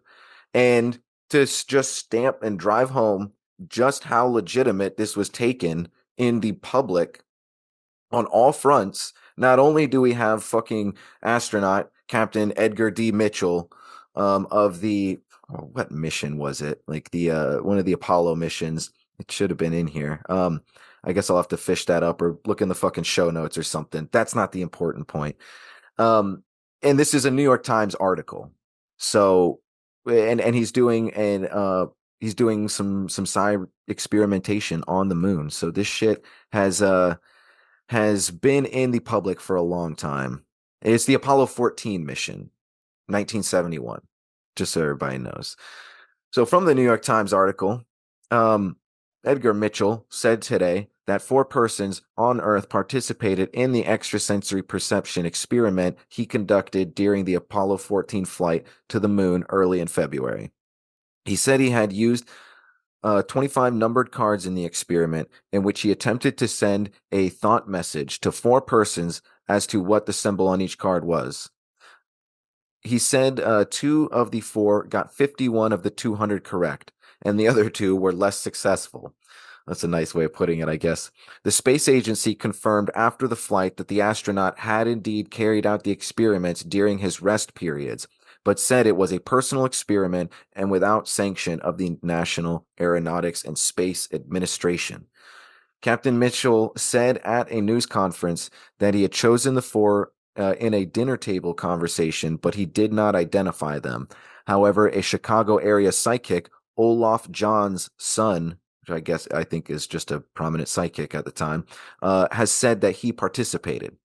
Captain Mitchell, who is formerly a Navy officer, or currently at the time, I guess, said the cards had included 5 each with stars, crosses, waves, squares, and circles. The cards Zener developed, deck. yeah, by JB Rhine and his homies. He said he had made a random shuffle of the deck before blasting off to obtain a list of the sequence in which they appeared. Then, during 4 rest periods in the moon flight, he reshuffled the deck to obtain a new sequence. Using the second series of numbers as a guide, he concentrated on each card as it appeared. He said he had told the 4 other participants that he would try the experiment on 6 specific occasions, but that he could find the necessary 20 minutes or less only on 4 occasions. 2 of the 4 recipients whose score was highest got 51 correct answers out of 200, he said. And chance would have only meant 40 correct. So Mitchell said in conclusion, this is an acceptable, significant result in the other sciences, but parapsychology is more conservative and considers such odds as only suggestive or extra chance performance. So I think that is basically him saying what JB Rhine said in the last episode, which was the prevailing mindset amongst people who were investigating this on a scientific level. They were not looking for end all be all, just, I don't know, golden egg arguments. They just really were in it for the love of the game. And they were, looking, like JB Rhine put it best when he said, I'm looking to present the cases that stump me the most, and then we can all try and figure it out. And if we can't, then maybe they're really genuine cases of psi. And I think that is the absolute fucking best way you should go about it. So again, what happened? Why do people not talk about this anymore when once the New York Times was writing about astronauts conducting ESP experiments on the fucking moon? I don't really know, but there clearly seems to be a weird spin, that's for sure. That's a good way to put it. There's a weird spin because I wrote a note down because in so many ways, in so many cases over time, they do and have told us. And again, the movie The Men Who Stare at Ghosts being a great example. Like, this is based on real events. Someone saying it has to be true, but it's about the like exoteric versus the esoteric bodies of knowledge. Like so many people only can seem to have a surface level understanding of any given subject. Like they kind of just uh take it as it comes. But so again, like it's we're told in many occasions, like, but because people don't dig deeper into the esoteric side of things, like it's almost like they expect most people aren't going to. But it's like we told you anyways, like we've Yeah. been telling you guys. But it's not up to us for to unravel it for you and to have an urge to dig deeper. um so people disbelieve it, when if you really look into it, there's so much more evidence and proof to the contrary, that like uh the world ain't what it fucking seems, and what we're told, what kind of a reality we're existing in. Amen.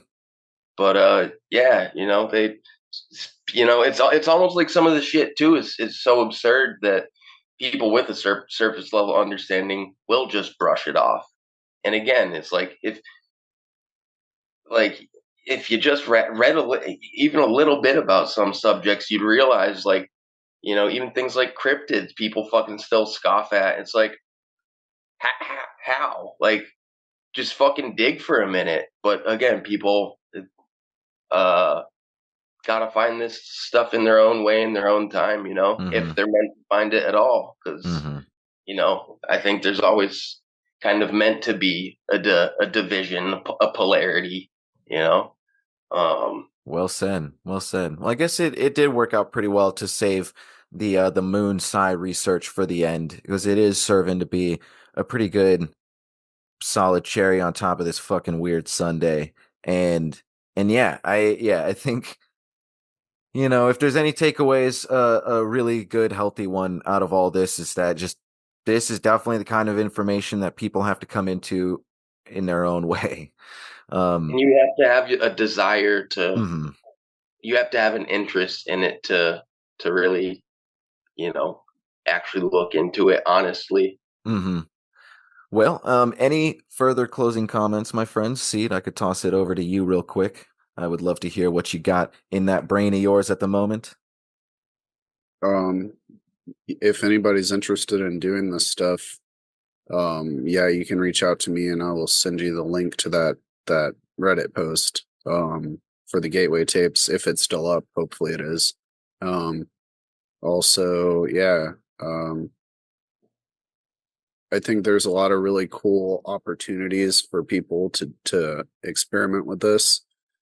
I think that if everybody can do this, then it's not a really like something that you can make money off of. So I think that's why people aren't promoting it. Like there's some places that are making money off of this consciousness studies and consciousness expansion, and the manifestation and stuff. Like you can get all the new agey books and things, but like for the real deal shit, you have to be at the right point in your life to actually like be able to do it for real. And to get there, you can't just follow a series of steps. You have to have, life experiences and go through this shit. And then you're more prone to be able to do these things with the right guidance. But, like if I was somebody that could do these things, I don't think I would charge people money if they were at the point in life that they were ready to like learn this stuff. I think that because if I was at that point, I would be, I guess, so well integrated or, so in tune or whatever, that I would just be able to teach them. Eventually I'll get there. I'll be a guru. You can come find me on top of the mountain. Hell yeah. Until then, yeah, I'm just going to keep doing the tapes and doing my meditations and stuff. It's gratifying for me. So I'm going to keep doing it. Excellent. Excellent. Well, this basically a part one where we get the historical footing and we are introduced to the characters and their backstories. because since it involves the CIA and everything else, how could you not take some time to just steep yourself in the context? It's a very fascinating, classic kind of Art Bell coast to coast, even kind of nostalgic context for me. And I have a feeling for many listeners as well. And so all that said, next week we are taking all this and running with it around home plate, getting back to the synchronicity and the theoretical physics involving both quantum and fractal. And we're going to talk about all this list of different stuff. I actually wrote a list of the fun topics I found in that CIA assessment of Gateway. Hypnosis, transcendental meditation, biofeedback, hemisync protocol, resonance and consciousness, brain stimulation and energy entrainment, holograms, fractals, metacognition, holographic theory, the time, space, and intervening dimensions. So yeah, that shit goes real deep in there. It's going to be a hell of an episode. I also mentioned Michael Persinger and some heavy neuroscience that attempts to, and I think it does a great job giving us some real insight without explaining everything, because how could you explain everything? So the application, I guess you could say, is coming in full swing next episode. And yeah, so stick around for that. I guess that's it for now, folks. Don't forget to go to the show description to follow up with any three of us, or to get into the Discord chat. And yeah, the show description's got my books and everything else. Until next week, thank you for tuning in, everybody. Don't forget, this has been Black Hoodie Alchemy. I am Anthony Tyler, sitting here with my cohorts, Seedperson1 and Chris Fiato. Don't forget to smoke weed, and God bless. I'm not afraid.